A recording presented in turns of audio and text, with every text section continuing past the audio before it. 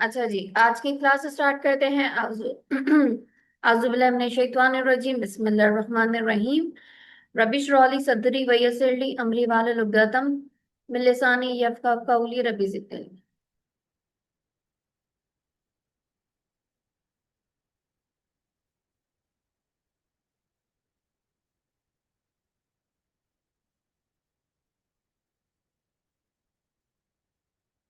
Chapter 1 हम कर रहे थे business transactions and documentation.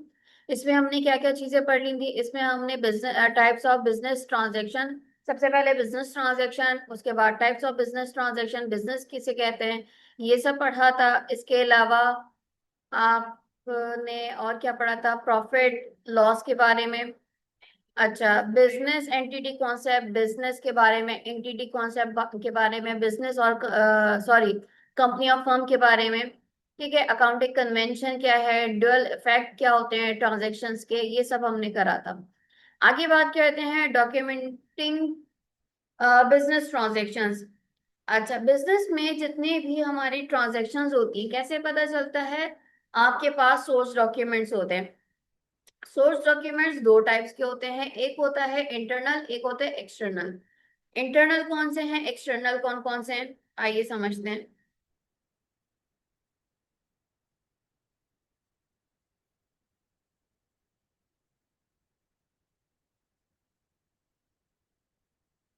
Internally हमने यहाँ पे देखा, पहले हम इंटरनल की बात कर लेते हैं। इंटरनल डॉक्यूमेंट्स में कि भाई बिजनेस को ही पता होता है इन्वेंट्री। इन्वेंट्री किसे कहते हैं, जिसका कारोबार किया जाता है।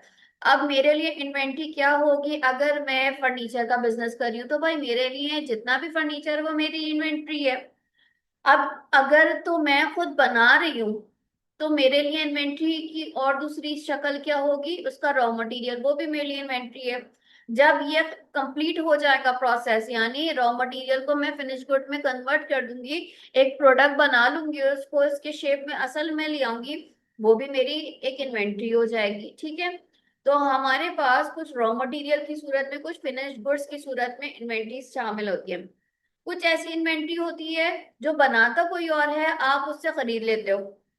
यानी अगर मैं पेन की, मार्कर्स की बात करूं, ये पेन एक नॉर्मल है, पेन खुद ब खुद तो नहीं बना है, ना ही ये किसी पेड़ पे उगता है।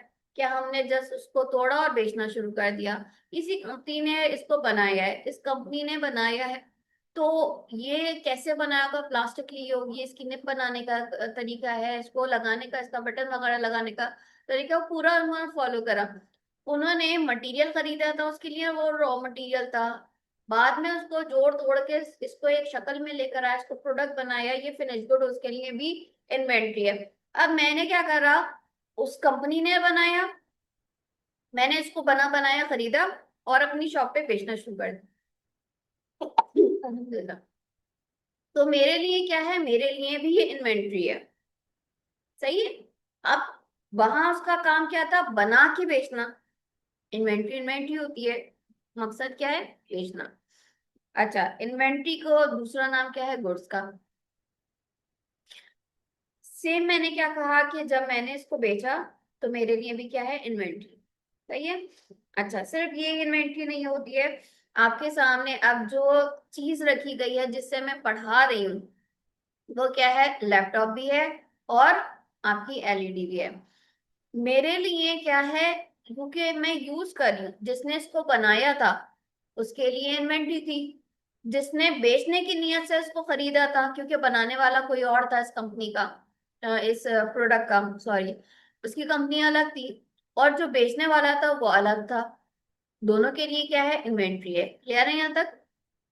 तो इन्वेंट्री की लिस्ट किसके पास होगी, कि भाई आप इम्तियाज जाते हो, वहां पे भी बेशुमार इन्वेंट्री दिख रही है, उसके लिए इन्वेंट्री है, आपके लिए दूसरी चीज है। उसके पास फॉर एग्जाम्पल इम्तियाज जा रहे हो, इम्तियाज में किन किन चीजों की खरीदारी कर सकते हो, किस किस की,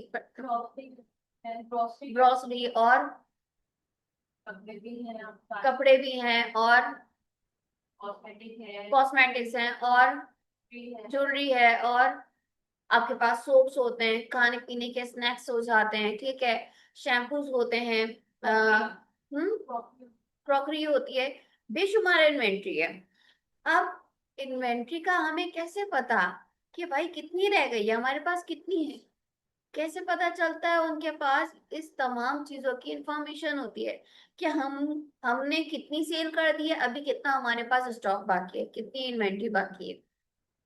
तो इसकी लिस्ट किसके पास होगी? अवाम के पास। के इनके पास कितना भी इन्वेंट्री ऑनर्स के पास होगी, बिजनेस के पास होगी, उसके तमाम मैनेजर्स के पास होगी जो इसको मैनेज कर रहे हैं।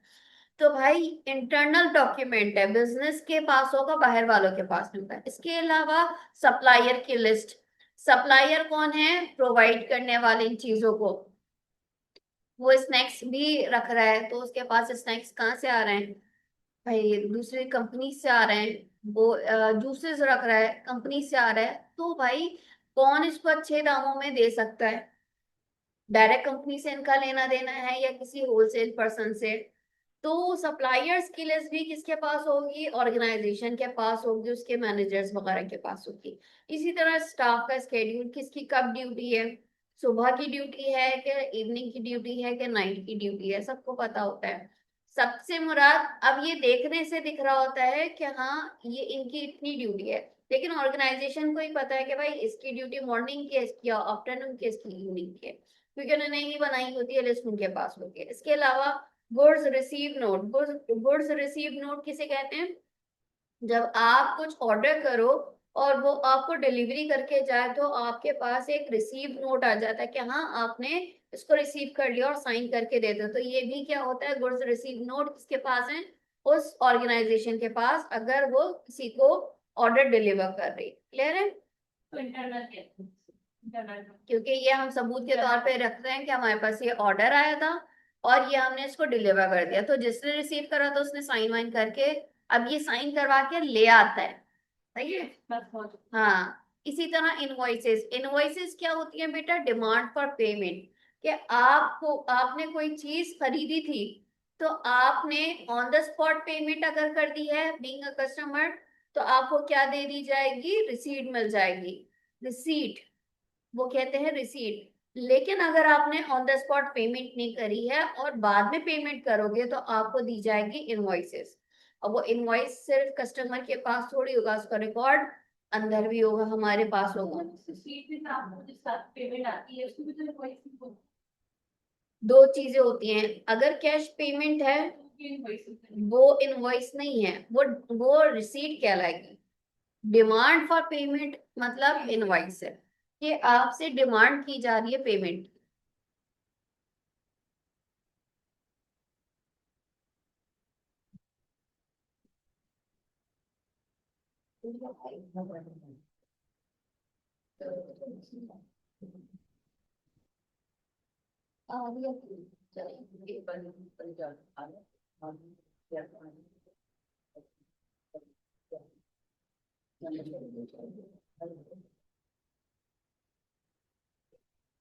ठीक है।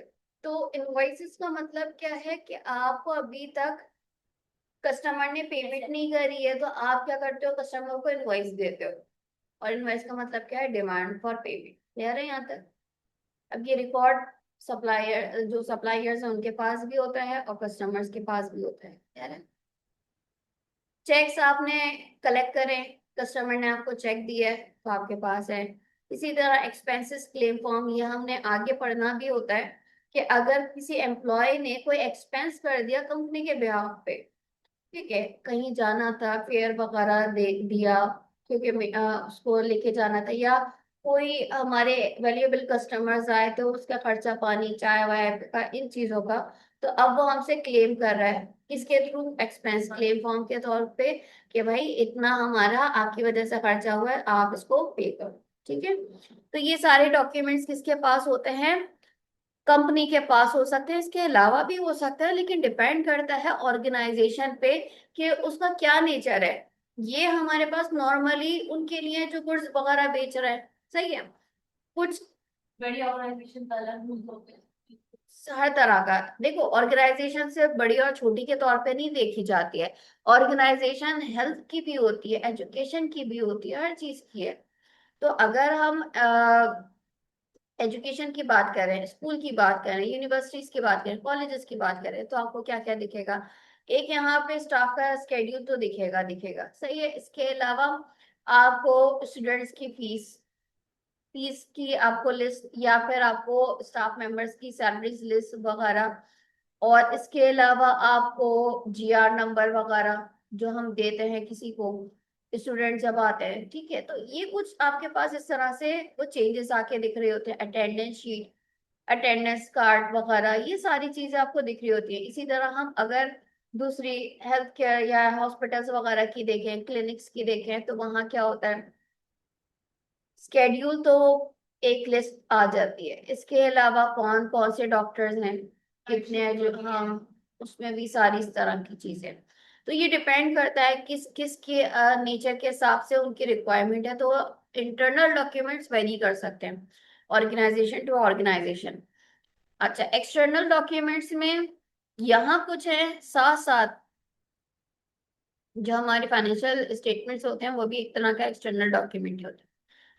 अच्छा देखो, एक्सटर्नल डॉक्यूमेंट में हमने क्या देखा था, एक फॉर एग्जांपल इम्तियाज की बात कर लेते हैं। अब इम्तियाज क्या कर रहा है, बहुत सारी चीजें अपने पास रखता है सेल करने के लिए। अब सेल करने के लिए बहुत सारी उसको चीजें चाहिए होती हैं, बहुत सारी चीजें उसके पास है। उसके पास जूसेस भी हैं, उसके पास मिल्क भी होता है, उसके पास एक घरेलू चीजें जिसमें आटा, दाल, चीनी, बहुत सारी। अच्छा, वो क्या करता है, वो अपने इन्वेंट्री की लिस्ट बनाते हैं कि कितनी कितनी चाहिए। अब उसने अगर चेक करा फॉर एग्जांपल, और उसको चाहिए थी इन्वेंट्री, ठीक है, इन्वेंट्री चाहिए थी, तो उसने क्या बनाई, इन्वेंट्री लिस्ट बनाई जो उसको चाहिए थी। फॉर एग्जांपल उसने अभी फिलहाल इन्वेंट्री की लिस्ट बनाई जो उसको चाहिए थी। तो उसने क्या क्या करा, आइटम्स, नंबर ऑफ आइटम्स भी लिखे, आइटम्स के नाम लिखे, नंबर ऑफ आइटम्स कितने चाहिए, यानी कि उसकी क्वांटिटी, नंबर ऑफ आइटम के बजाय क्वांटिटी आ जाएगा सही, ठीक है। और अल्लाह भला करे। अच्छा, साइज वगैरह हम लिख रहे होते हैं कि भाई किस साइज का चाहिए, क्योंकि वहां पे अगर मैं सिर्फ ड्रिंक की बात करूं तो सिर्फ आपके पास एक ही साइज में ड्रिंक नहीं होती है, कुछ आपके पास छोटे होते हैं पैकेट, कुछ बड़े होते हैं, 1 लीटर का होता है, ठीक है। सेम इसी तरह से आपके पास फिर अमाउंट वगैरह हम देख रहे होते हैं कि इस अमाउंट के अमाउंट चाहिए। हम्म। और फिर आप बता देते हो कि भाई इस डेट पे चाहिए, अमाउंट के साथ फिर आप बता देते हो कि इस डेट तक चाहिए। तो अब ये आपने लिस्ट बनाते हो, ये लिस्ट बन जाती है। लिस्ट के बाद फिर आप क्या करते हो, सप्लायर्स को देते हो, supplier one, supplier two, supplier three. अब इनकी लिस्ट क्या है, ऑर्गेनाइजेशन के पास है। फिर क्या करते हैं, आप जब इनको अपनी रिक्वायरमेंट बताते हो तो वो क्या करते हैं, आपको कोटेशन भेजते हैं। क्या भेजते हैं, कोटेशन, कि सही है आपने ये चीजें मंगाई हैं, और इसकी अमाउंट वो भी लिख के देते हैं, और डेट फिर वो बता देते हैं कि इस डेट पे हमारे पास से अवेलेबल हो जाएगी। अब आपको जिसका भी रीजनेबल लगता है, चाहे वो सप्लायर वन हो, सप्लायर टू हो, सप्लायर थ्री, मैंने यहाँ पे कम से कम क्वांटिटी इसलिए रखी है क्योंकि जस्ट बात समझाने में आसानी हो। वरना आपको पता होता है कि कितने सप्लायर्स की लिस्ट है और कौन कौन से सप्लायर्स क्या क्या चीजें प्रोवाइड कर रहे हैं, ठीक है। तो तीनों ने कोटेशन भेजी, आपको जिसके प्राइस अच्छे लगते हैं, आपको जिसका रीजनेबल लगता है, और अपनी रिक्वायरमेंट के हिसाब से जो लग रहा होता है कि भाई मुझे कितने टाइम पे चाहिए, कौन हमें टाइम पे दे रहा है। तो सम टाइम क्या होता है कि आप टाइम को देख रहे होते हो, मनी को नहीं देख रहे होते हो, कभी आप मनी को देखते हो। तो आपकी रिक्वायरमेंट किससे मीट कर रही है, कोटेशन से आपको हो जाता है अंदाजा। फिर आप सिलेक्ट कर लेते हो कि हाँ भाई, फॉर एग्जाम्पल सप्लायर टू की कोटेशन आपको समझ में आई, तो आप क्या भेजोगे उसको, परचेज ऑर्डर, ठीक है। आप उसको परचेज ऑर्डर भेजते हो, और वो जाहिर सी बात है आपको सेल्स ऑर्डर भेजेगा। क्लियर है। अब जब ऑर्डर डिलीवर करा जाएगा, ऑर्डर जब डिलीवर करा जाएगा तो जाहिर सी बात है जो मैनेजर है उससे बोला जाएगा भाई आप चेक कर लो, आपने ये सामान मंगाया था। और फिर उसको वो जो उनके पास डॉक्यूमेंट होता है वेरिफिकेशन का, जिसको हमने गुड्स रिसीव नोट कहा था, वो साइन करवाएगा, और फिर उनका वापस लेकर आ जाएगा, यानी सप्लायर वो प्रोवाइड करेगा कि हाँ भाई आपने कर लिया चेक, अब इस पे साइन करो और फिर मैं लेके जा रहा हूँ। तो ये इस तरह से कुछ हमारे पास डॉक्यूमेंट्स आ रहे होते हैं। अच्छा, फिर जाहिर सी बात है पेमेंट कुछ वो सम टाइम होता है कि एडवांस में दे देते हैं, सम टाइम होता है ऑन द स्पॉट के इतनी पेमेंट आपको दे दी जाती है, तो जितनी पेमेंट दे दी जाती है उसका फिर लिख दिया जाता है, और फिर साथ साथ उसके जो रिमेनिंग पेमेंट है उसके लिए इनवॉइस दे दी जाती है। क्लियर है? आप दे दे। तो ये इस तरह के कुछ डॉक्यूमेंट्स आ रहे होते हैं हमारे पास, जो मैंने एक समझाई थी छोटी मोटी बात ना, तो इसको रीड करें। एक समरी करके मैंने आपको बताया है।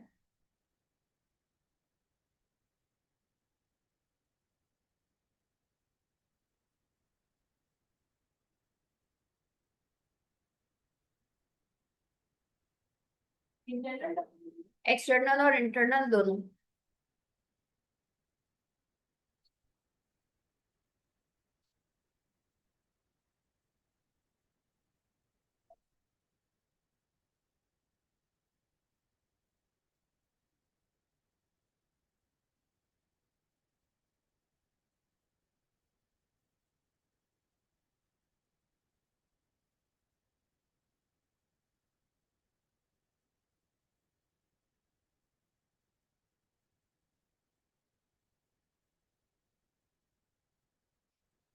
हम्म।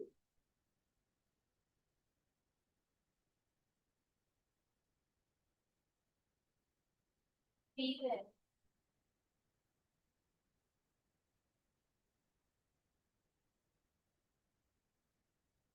ये इन्होंने एक सिस्टम की बात कही है जिसकी फॉलोइंग डिटेल्स नीचे दी गई है।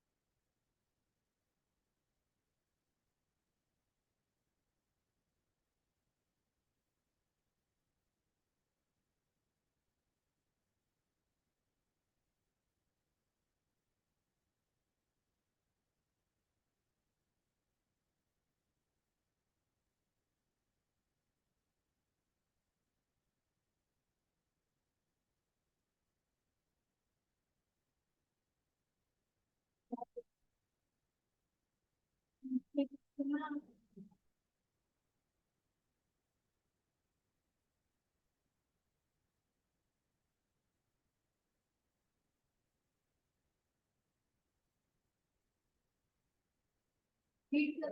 हमको करना है, मैं इनको बाहर से पकड़ के तो बोला कि ये देखो।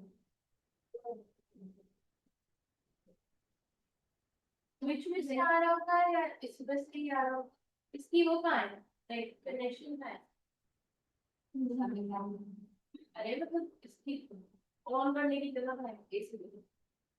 ये तो ये तार तो यहाँ से जा रहा है, ये यहाँ से पीछे जा रहा है, पीछे से यहाँ से क्या उसको भेजा भी तो होता है, यही तो मिलाने के मतलब वो तार तार पीछे से जा रहा है यार। हाँ तो उस साइड होगा I think, तो फिर शोरूम में होगा।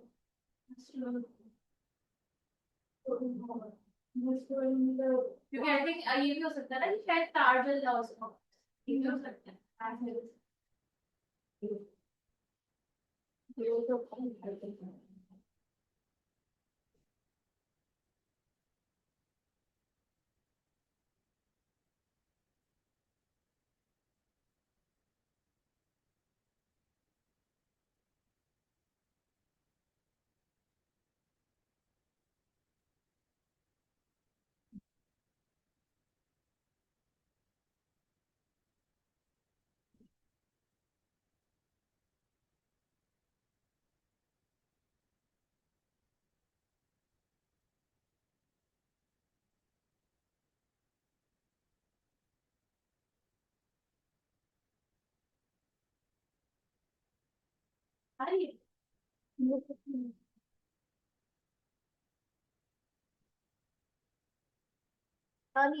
इसलिए थोड़ी देर के लिए कूलिंग रहने दें, इसको बंद कर दें। अगर कम हो गई तो फिर एक सिगरेट ही आ रही है। मुझे नहीं फील होता। मुझे भी नहीं हो रहा। और अब तो और अगर उसमें से आ रही तो और फाड़, लेकिन इसमें से होती नहीं, वरना ये इतनी देर चलता थोड़ी कार से। और ये भी चल रहा है ना, क्या लग रहा है मुझे, इसी का लग रहा है कुछ नहीं है। क्या लगता है?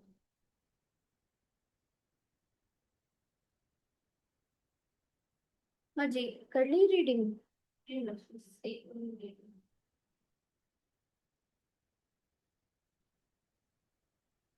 मैंने दोनों इंटरनल भी और एक्सटर्नल भी एक ही पीरियड है कंपनी का भी, एक अलग अलग ऑप्शन है। ठीक है, क्वेश्चन लिखा है अ फ्रेंड इन दोनों के बाद, एक्सटर्नल और इंटरनल डॉक्यूमेंट्स के बाद। क्वेश्चन ए है, क्वेश्चन लिखें, ए और बी पार्ट अलग अलग है। अ friend of yours who has no knowledge of accounting matters has asked you to explain the difference between a cash transaction and a credit transaction. What would you say to them? इसको सोचें और write down करें। जिसको नहीं पता accounting transaction credit, knowledge ही नहीं है, कैसे कैसे। तो आप उसको क्या बताओगे इसके बारे में? फिर कंपनी को या बंदे को? उस आपका फ्रेंड है जिसको अकाउंटिंग के बारे में नहीं पता कि क्रेडिट ट्रांजैक्शन क्या है, कैश ट्रांजैक्शन, तो आप उसको कैसे बताओगे? क्रेडिट ट्रांजैक्शन किसे कहेंगे, कैश ट्रांजैक्शन। अच्छा सुन, हमको बता रहा है। तो लिखो। हाँ लिखें और फिर मुझे बताएं। फिर ए के बाद जब ए हो जाए तो बी पर आइएगा। State what document would you expect to change hands in the following circumstances. लिखा हुआ है या लिखा हुआ है buyer cash, the buyer pays cash, he पहले लिख रहा है। The buyer pays cash to either at the time the goods or services transferred, or credit transaction में था कि sometimes earlier than cash is received or paid. Sorry, credit transaction का था course sometimes earlier than cash is received or paid, बाद में credit transaction. Earlier तो पहले होता है, अर्लियर तो पहले होता है। कैश ट्रांजैक्शन का आपने सही बताया। इन a cash transaction you pay cash earlier than cash is received or paid. आप अच्छा earlier अच्छा सही, ठीक है। In a cash, Sidhi Sidhi simple बात ये लिख लें जो इन्होंने बताई है। आप कैश में से लिखती है। कैश की बात तो सही आपने लिखी है। In a cash transaction you pay cash for the goods at the time they are supplied, ठीक है। In a credit transaction you do not pay until some time after the goods have been supplied. Now second है आपके पास, state what document would you expect to change hands in the following circumstances. नीचे ही दिया गया होगा ना, B है आपके पास। You buy a CD from a shop paying cash, you have double glazing installed। इन दो circumstances situations दी गई, scenarios दिए गए, तो इसमें बताया गया है what would you expect to change hands in the following circumstances। किस तरह का डॉक्यूमेंट चाहिए होगा? You buy CD from a shop, You paying buy cash. jacket ना, CD लिखा हुआ है इसमें, अच्छा मेरा जैकेट है। कोई मसला नहीं है। You have a jacket from a shop, paying cash. तो कैसा डॉक्यूमेंट आपको चाहिए होगा? Buy a jacket from a shop, paying cash. आप कैश से दे दो तो आपको रिसीप्ट मिलेगी। आप लिख लो, जो भी आ रहा है आप लिखो, फिर हम इसका आंसर चेक करेंगे। You have some work done to your car. You have done. You have some work done to your car. Second. How about the cleanest minute? You have some work done to your car. ये हाँ बात एक scenario है। आपने आपके कहाँ करवा लिया अपनी गाड़ी का, और आपको कैश देना, कैश में होगा, आप बताओ कि क्या है ये, क्या करोगे इसमें? Cash payment.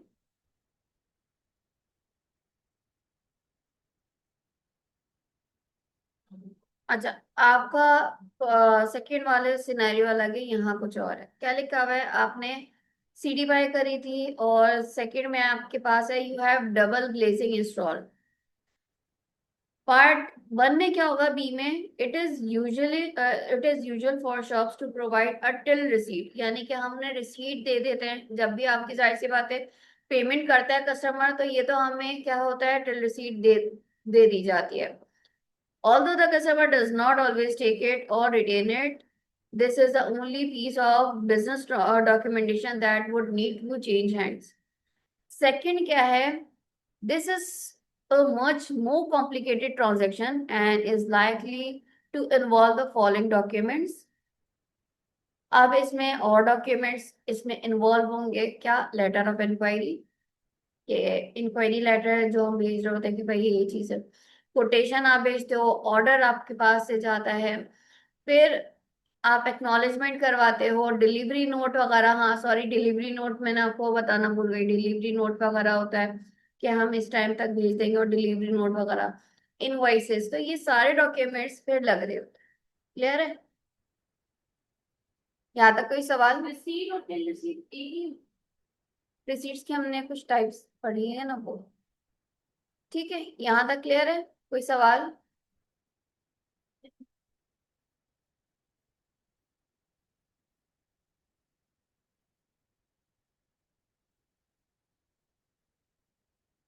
अच्छा, ये फिर आप पढ़ लीजिएगा, ये सारा फिर रीडिंग पर्पस के लिए है।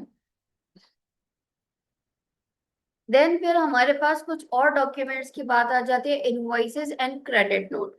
देखो, इनवॉइसेस तो मैंने आपको बताया था क्या होते हैं, कि जब आप सेल करते हो तो आप जाहिर सी बात है सेल करोगे, आप कौन हो? प्रोवाइडर हो, सप्लायर हो। तो आप customer on the spot payment नहीं कर रहा, बाद में देना है, तो क्या होगा वहां? कौन सी डॉक्यूमेंट इन्वॉल्व होगा? इनवॉइस होगा। ठीक है, इसी तरह से आपके पास क्रेडिट नोट की बात भी आती है।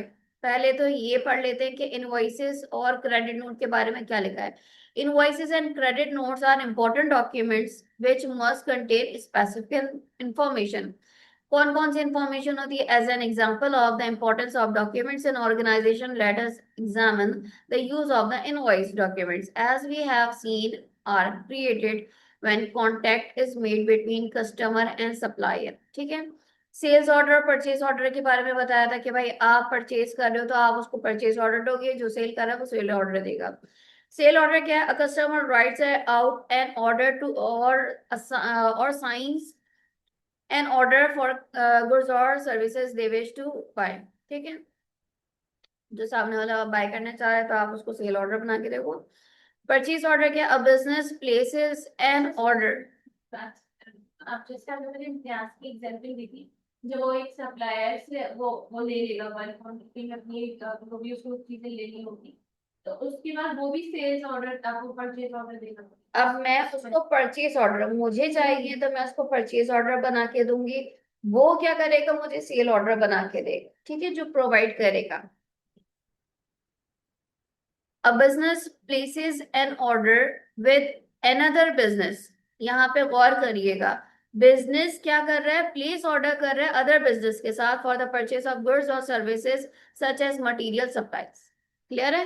तो मैं क्या करूंगी फिर, परचेज ऑर्डर बनाऊंगी। सेल्स ऑर्डर में यही फर्क है। अब बिजनेस प्लेस एंड ऑर्डर में जाने बिजनेस का क्या मतलब है? अच्छा, वो भी एक बिजनेस टू बिजनेस ही है। बिजनेस ना, मैंने इम्तियाज की एग्जांपल दी, तो दूसरा भी तो बिजनेस है।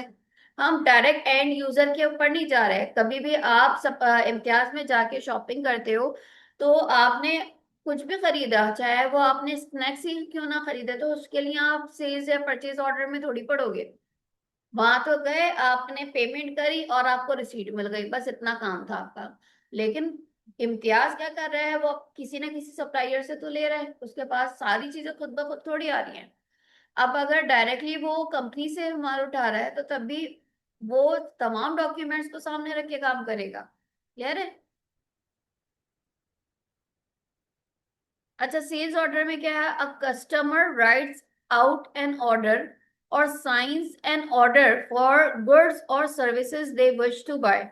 या तो वो लिख के देगा, या फिर अगर कंपनी ने उसको सेल ऑर्डर बना के दिया है, तो वो साइन कर देगा कि हाँ ये चीजें मैंने मांगी थी। क्लियर है? दोनों में कोई ऐसी चीज तो नहीं जो आपको समझ में ना आई हो। क्योंकि ये देखो, डॉक्यूमेंट्स के बारे में, डॉक्यूमेंट्स हमें पता होना चाहिए कौन कौन से डॉक्यूमेंट्स है। FA1 is all about recording transaction. तो हमने रिकॉर्ड करना सीखना है, when to record, how to record, whether to record or not. सही। इनवॉइसेस क्या है वो मैंने आपको बताया था। Invoices are created when there is a sale और a purchase. Remember that what is a sale to one business is a purchase to the individual or business in receipt of the good. The details on the invoice should agree with what was on the purchase sales order. Clear है? An invoice is a demand for payment. Clear है यहाँ तक? अच्छा अच्छा। इसमें इन्होंने दिखाई है थ्री अच्छा एग्जाम्पल। इसको क्विकली रीड कर लें ताकि आपको अंदाजा हो जाए।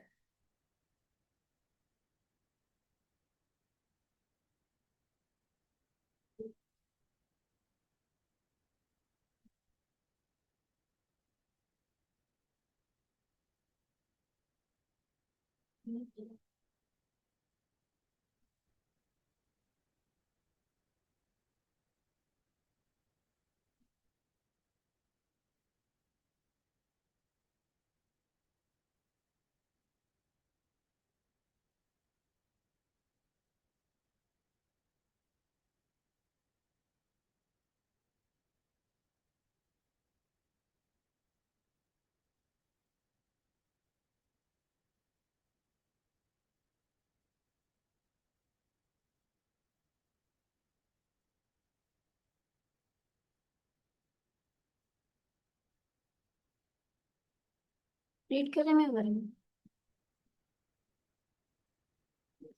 बाद में ना।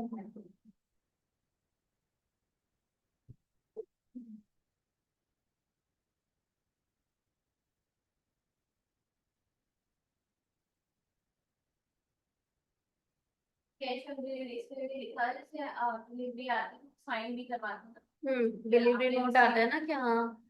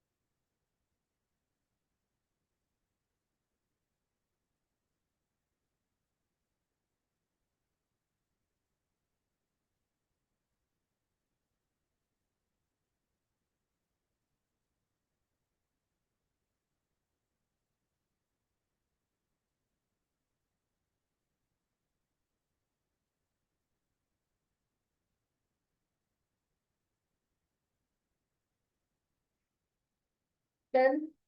कुछ ऐसी चीज जो समझ में ना आई हो।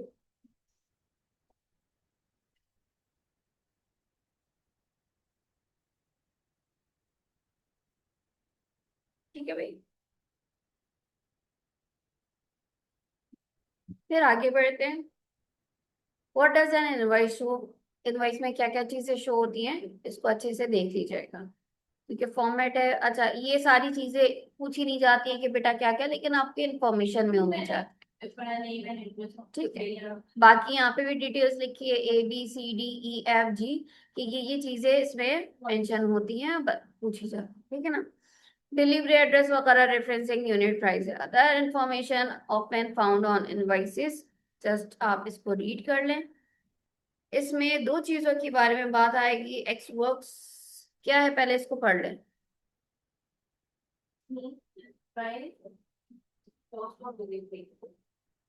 अच्छा पूरा करना है। Other information often found on invoices, कौन कौन सी अदर इंफॉर्मेशन चीजों इंफॉर्मेशन दी गई होती है, इसमें कौन कौन सी वो भी बताई गई है। देखिए पढ़ें।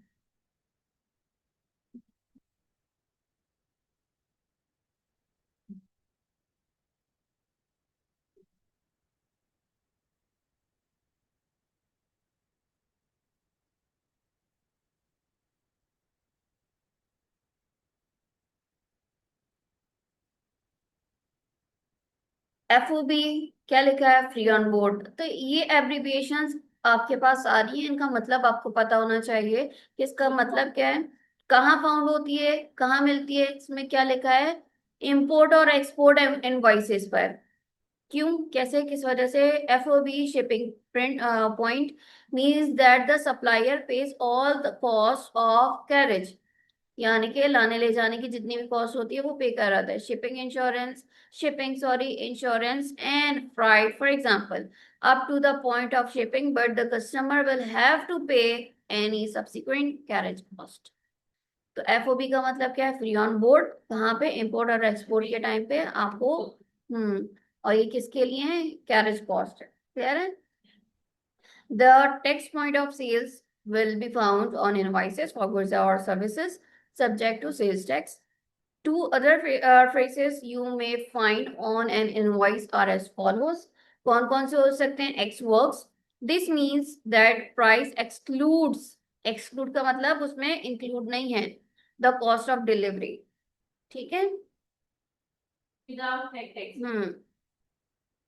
E&OE इसका मतलब क्या है, errors and omission expected, meaning that the supplier reverses the right to make alterations to the detail as shown on the invoices should any proof at a later date to be incorrect.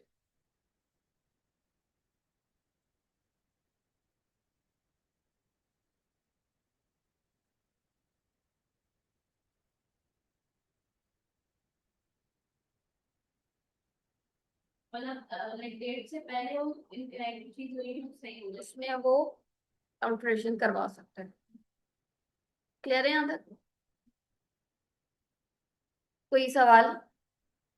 Invoices की copy किस किस के पास होनी चाहिए, purchaser के पास है, file किसके पास होनी चाहिए, कॉपी के पास। ये सारे डिपार्टमेंट्स के बारे में बताया गया है कि भाई जाहिर सी बात है, सप्लायर के पास भी होती है, अकाउंट डिपार्टमेंट वगैरह में भी जाती है, तो ये सब वो है। आप इसको रीड कर लें, कौन कौन सी डिपार्टमेंट में जाएगी वो सब बताया गया है।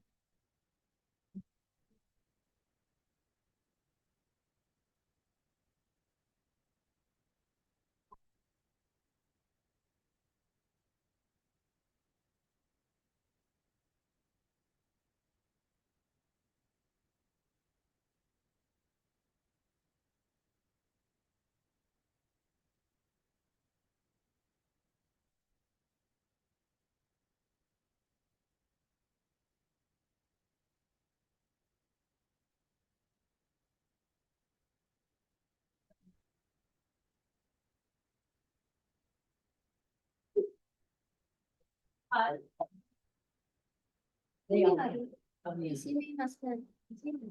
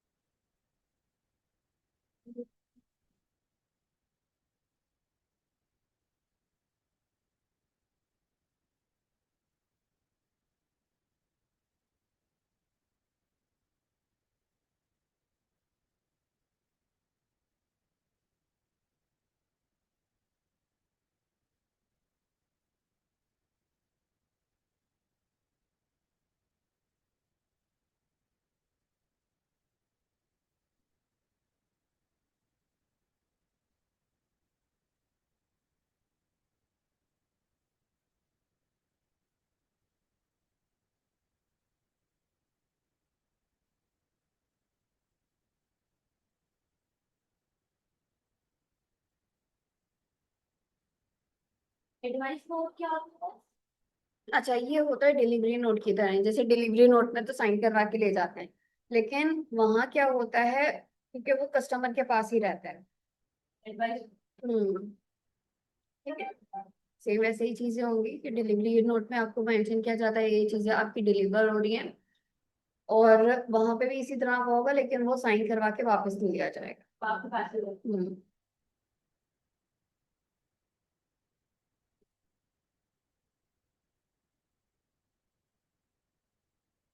लिखा होगा ना, instead of being bought back to supply, it is stamped with the purchase note. Hmm. Purchase notes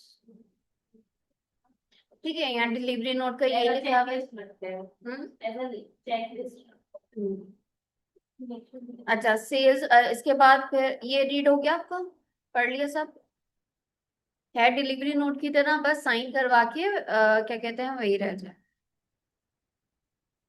purchase. Another form is office.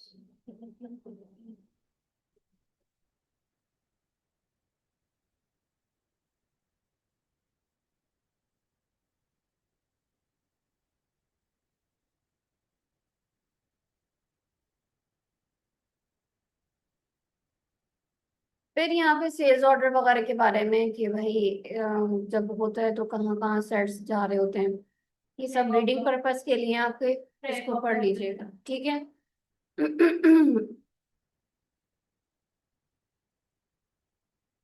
Then फिर क्रेडिट नोट के बारे में, क्रेडिट नोट और डेबिट नोट क्या है, देखो, अब क्रेडिट नोट के जो पर्पस हैं, डेबिट नोट क्या है पहले मैं बता दूं, डेबिट नोट क्या है, दो तरह से यूज हो सकता है।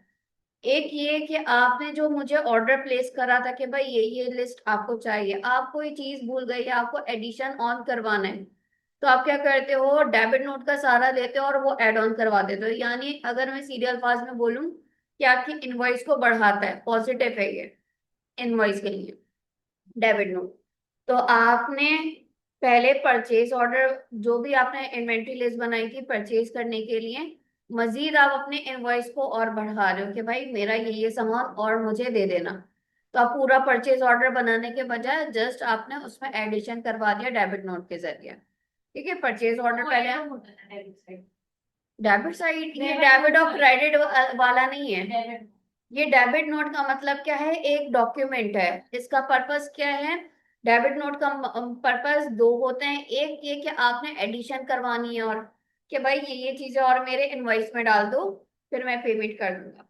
कि परचेज ऑर्डर बनाते हुए आप कोई चीज भूल गए, या फिर आपको ऐसा लग रहा है कि मुझे ये चीजें और मंगवा लेनी चाहिए, तो आप एड ऑन करवा देते हो डेबिट नोट के जरिए। दूसरा पर्पस क्या है कि आप रिक्वेस्ट करते हो भेज के कि भाई आप मुझे, फिर क्या करो, क्योंकि मैं कस्टमर के तौर पे अगर मांग रही हूँ तो मैं बोलती हूँ कि आप मुझे क्रेडिट नोट दो, फिर क्रेडिट नोट उस कस्टमर को दिया जाता है। क्रेडिट नोट क्या करता है, इनवॉइस को कम करता है। क्यों दिया जाता है, कस्टमर नहीं चाह रहा कि ये चीजें मुझे, माइनस में कुछ करवाना तो उसके लिए भी credit card। क्रेडिट नोट है ना, माइनस का मतलब क्या है, रिटर्न कर रहा है आपको, वो फ्री में तो आपका माइनस नहीं होगा, आपको रिटर्न करना होगा तभी। ठीक है, और एक पॉलिसी जब भी रहती है जब आपके पास डिलीवरी नहीं हो, के बाद वो सब free।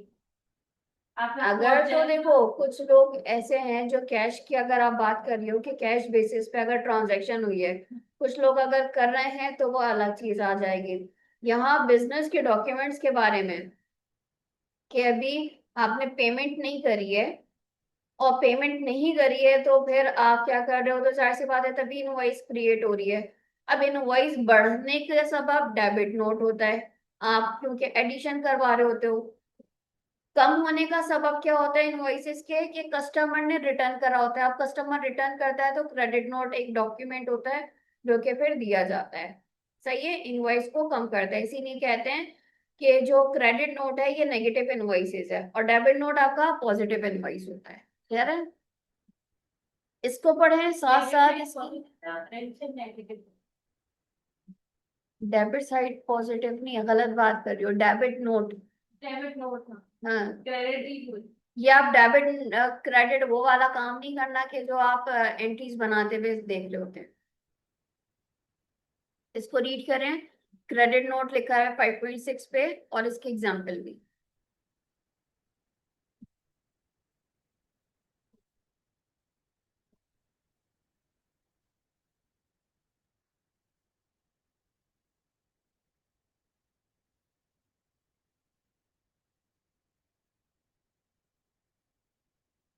कभी ऐसा भी होता है कि अगर आपको कुछ कोई अच्छा सा फ्लायर मिल जाए तो आप क्रेडिट नोट भी उससे माइनस करवा सकते हो पूरा, ऐसा भी हो सकता है।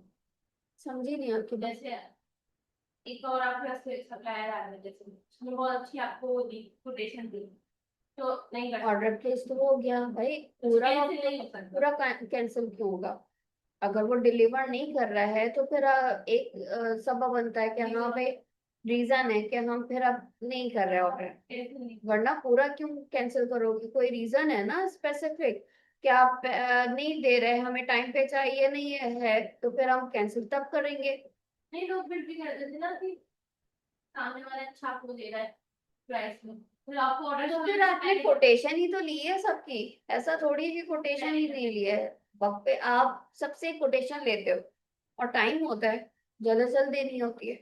फिर ये हो सकता है कि नेक्स्ट टाइम के लिए उस बंदे से नहीं कर। फिर बाद में जाहिर सी बात है, अब वो आया था, आपने प्लेस कर दिया ऑर्डर, तो हम अपने सप्लायर से भी नहीं बिगाड़ते फिजूल में।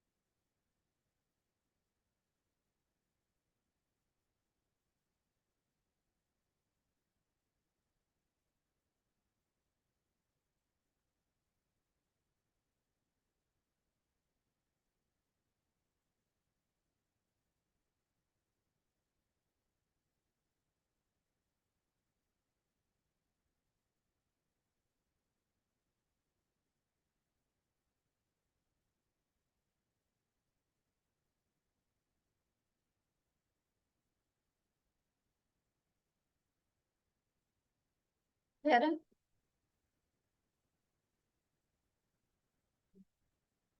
अच्छा, नीचे आपको क्रेडिट नोट वगैरह का ये इनवॉइसेस और क्रेडिट नोट का एक टेम्पलेट दिया गया है, देख लीजिएगा।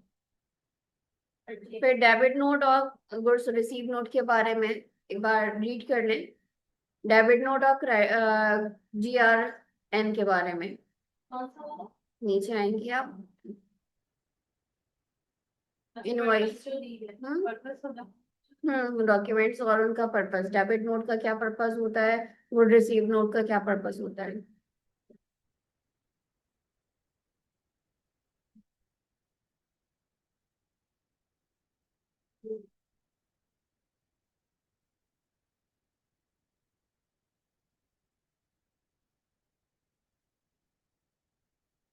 आप कस्टमर हो, आप सप्लायर को देते हो डेबिट नोट। आप किसे देते हो मतलब? और debit note is issued by a customer, वो सप्लायर। हम्म तभी तो हम रिक्वेस्ट करते हैं ऐसा कि आप मुझे क्रेडिट नोट इशू करो।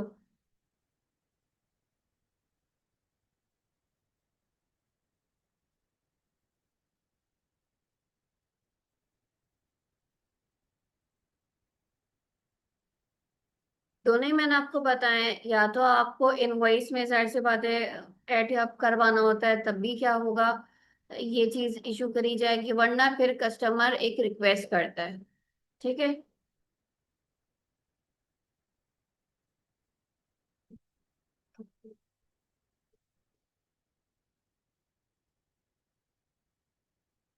हमें रिसीव नोट मिल जाता है, हाँ वेयर हाउस जाता है।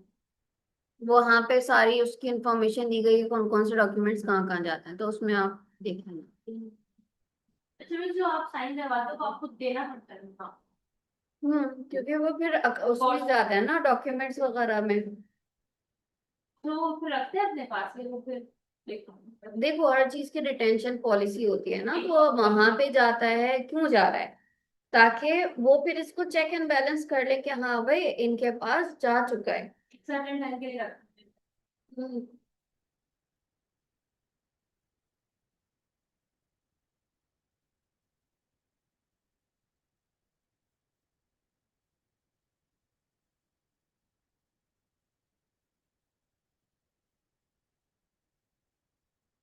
ठीक है। फिर आ जाते हैं ई कॉमर्स पे। ई कॉमर्स क्या है, आजकल बहुत इसका नाम चल रहा है, e commerce, e commerce, e commerce. मतलब क्या है, कॉमर्स पढ़ रहे हैं, क्या होता है कॉमर्स?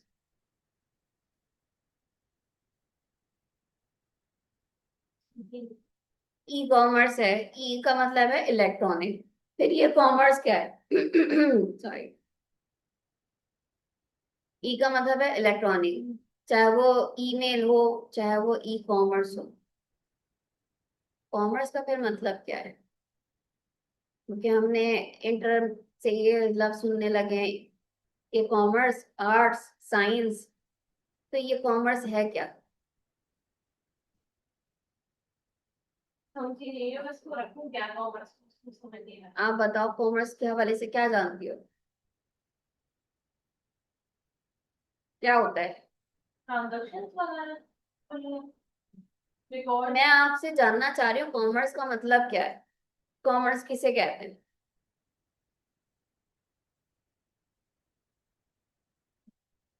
नहीं समझ आ रहा सवाल, या फिर कॉमर्स को मैं किस उसमें बोलूँ ये नहीं सकती। आप क्या जानती हो कॉमर्स के बारे में, ये बताओ। तो मैंने कॉमर्स में पढ़ा है। वो तो सब्जेक्ट्स होते हैं यही कॉमर्स तो के। मैं सोचूं कि कॉमर्स एक अलग चीज है, सिर्फ सब्जेक्ट की कहानी नहीं होती है। देखो, अगर मैं आसान अल्फाज में समझाऊं तो भाई, प्रोडक्शन से कंजम्पशन तक का सफर है। प्रोडक्शन कौन कर रहा है? प्रोड्यूसर्स कर रहे हैं। क्यों कर रहे हैं, किसके लिए कर रहे हैं? कंज्यूमर्स के लिए, एंड यूजर्स के लिए। क्यों? ताकि एक बना के दे और दूसरा उसको यूज करे। यही होता है ना। कॉमर्स में आप बहुत सारी चीजें पढ़ रहे होते हो, तो क्यों? ताकि भाई अपना बिजनेस चला सको। इन शॉर्ट, आप ट्रेडिंग ही तो देख रहे होते हो, ट्रेडिंग, आप मैन्युफैक्चरिंग, इसके ऐसे आगे कर रहा बना के बेच रहे होते हो। क्यों बना रहे हो? कस्टमर के लिए ना। हूँ। तो कस्टमर क्या कर रहा है? यूज कर रहा है। एक साइकिल चल रही है, प्रोडक्शन हो रही है, कंजम्पशन हो रही है। प्रोडक्शन हो रही है, कंजम्पशन हो रही है। अब ये नया जमाना आ गया कि इलेक्ट्रॉनिकली होने लगा है। आप ऑनलाइन भी बहुत सारी चीजें जो प्रोड्यूस कर रहे हैं वो सेल कर रहे हैं, और कुछ लोग ऑनलाइन परचेज कर रहे हैं। तो ये क्या है, एक ही वे है। ठीक है ना। अगर मैं आसान अल्फाज में कॉमर्स भी बोलूँ ना, तो बेटा एक ऐसा प्रोसेस है जो प्रोडक्शन से स्टार्ट होता है, कंजम्पशन पे खत्म होता है। क्यों? क्योंकि प्रोड्यूस कौन कर रहा है? प्रोड्यूसर्स कर रहे हैं। वजह क्या है? कि कंज्यूमर इसको यूज करें, कंज्यूम करें। जो भी प्रोड्यूस हो रहा है, बहुत सारी चीजें प्रोड्यूस हो रही होती हैं, गुड्स एंड सर्विसेज हो रही होती हैं। गुड्स में आपके पास बेशुमार चीज, चाहे वो फर्नीचर हो गया, चाहे वो आपके इलेक्ट्रॉनिकल आइटम्स हो गए, आपके पास बुक्स वगैरह हो गई, बहुत सारी चीजें। तो मैं गुड्स को है लिमिटेड नहीं बोलूंगी। ठीक है। जबकि सर्विसेज भी आपके पास प्रोड्यूस हो रही है, मैं भी तो प्रोड्यूस कर रही हूँ, आप कंज्यूम कर रही हो, तो मैं प्रोड्यूसर, आप कंज्यूमर। इसीलिए आप बहुत सारी चीजें पढ़ रहे होते हो, बेशुमार एक्टिविटीज। क्योंकि ये एक इसके दरमियान ये जो जितनी भी चीजें हैं, फ्री ऑफ कॉस्ट नहीं हो रही, ट्रेडिंग हो रही है। तो ये ट्रेडिंग किस तरह से हो रही है? दो बातें आती हैं ट्रेडिंग में। एक ट्रेडिंग होती है कि भाई एक से लिया दूसरे को दिया। दूसरा आता है ऑक्सिलरीज टू ट्रेड, यानी इसमें जितनी भी एक्टिविटीज हेल्प कर रही हैं ट्रेड करने में। बेशुमार आपके एक्टिविटीज हेल्प कर रही होती हैं ट्रेड करने में। ट्रेडिंग यानी एक से लिया दूसरे को दिया, थर्ड पर्सन के तौर पे जो काम कर रहे हैं। तो आप और बना उसके रहे यूज हैं, भी कर। बना रहे हैं, फ्री ऑफ कॉस्ट तो नहीं बन रहा है। आपको बनाने के लिए जगह भी चाहिए, पैसा चाहिए। पैसा नहीं है तो आप कहाँ जाते हो? बैंक के पास जाते हो, या किसी फाइनेंशियल इंस्टीट्यूशन को के पास जाते हो, उनसे कांटेक्ट करते हो कि भाई मुझे फाइनेंस चाहिए। ठीक है। अगर मैं एग्जाम्पल के तौर पे फर्नीचर की बात कर लूं, तो तुम्हें फैक्ट्री लगानी है, पैसा चाहिए। फाइनेंशियल इंस्टीट्यूशन गए, पैसा लिया, वहां से फाइनेंस लिया, बनाना शुरू कर दिया। बनाने के लिए जगह चाहिए, फैक्ट्री चाहिए, वेयर हाउस चाहिए। बना के सारा उसी वक्त थोड़ी ना शॉप पे आपकी फैक्ट्री अलग होती है, शॉप अलग होती है, वेयर हाउस अलग होता है। तो क्रिएटिविटी क्या। हम्म, तो आप ऐसा नहीं है कि रोज बना रहे हो और वो जब तक बिकेगा नहीं हाथ पे हाथ धरे बैठोगे, नहीं। बनाया, आपका स्टॉक हो गया, वेयर हाउस पे रखा जाता है, और फिर शॉप पे जितना जितना सेल होता रहता है वो, तो भाई आपको वेयर हाउस भी चाहिए। फिर आप एडवर्टाइजमेंट भी कर रहे होते हो, आप कम्युनिकेशन कर रहे होते हो, आप ट्रांसपोर्टेशन का सहारा ले रहे हो, तो बेशुमार आपकी एक्टिविटीज होती हैं जो ट्रेड करने में हेल्प करती हैं। ट्रेड क्या है कि भाई आपके प्रोडक्शन और कंजम्पशन के दरमियान एक ब्रिज है। ठीक है, तो ये पूरा एक प्रोसेस होता है, इसको आप अगर आप इलेक्ट्रॉनिकली काम कर रहे हो तो ये है। क्लियर है यहाँ तक, कोई सवाल? अच्छा जी, इसको पढ़ लें ताकि आपको समझ में आ जाए।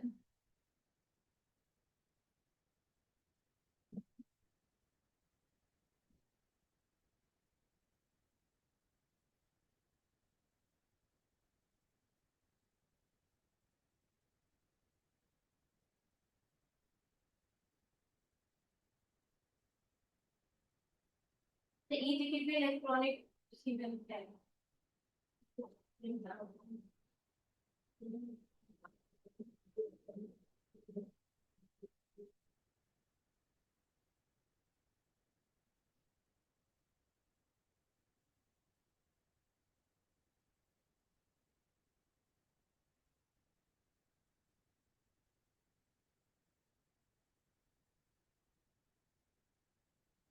ठीक है, फिर आ जाते हैं डिस्काउंट्स, रिबेट एंड अलाउंसेस।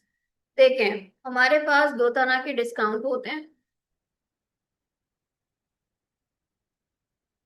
ये क्या बता रही हूँ मैं, काइंड्स किसकी, डिस्काउंट की। डिस्काउंट आपके पास दो तरह के होते हैं, एक होता है आपके पास ट्रेड डिस्काउंट और दूसरा होता है आपके पास कैश डिस्काउंट।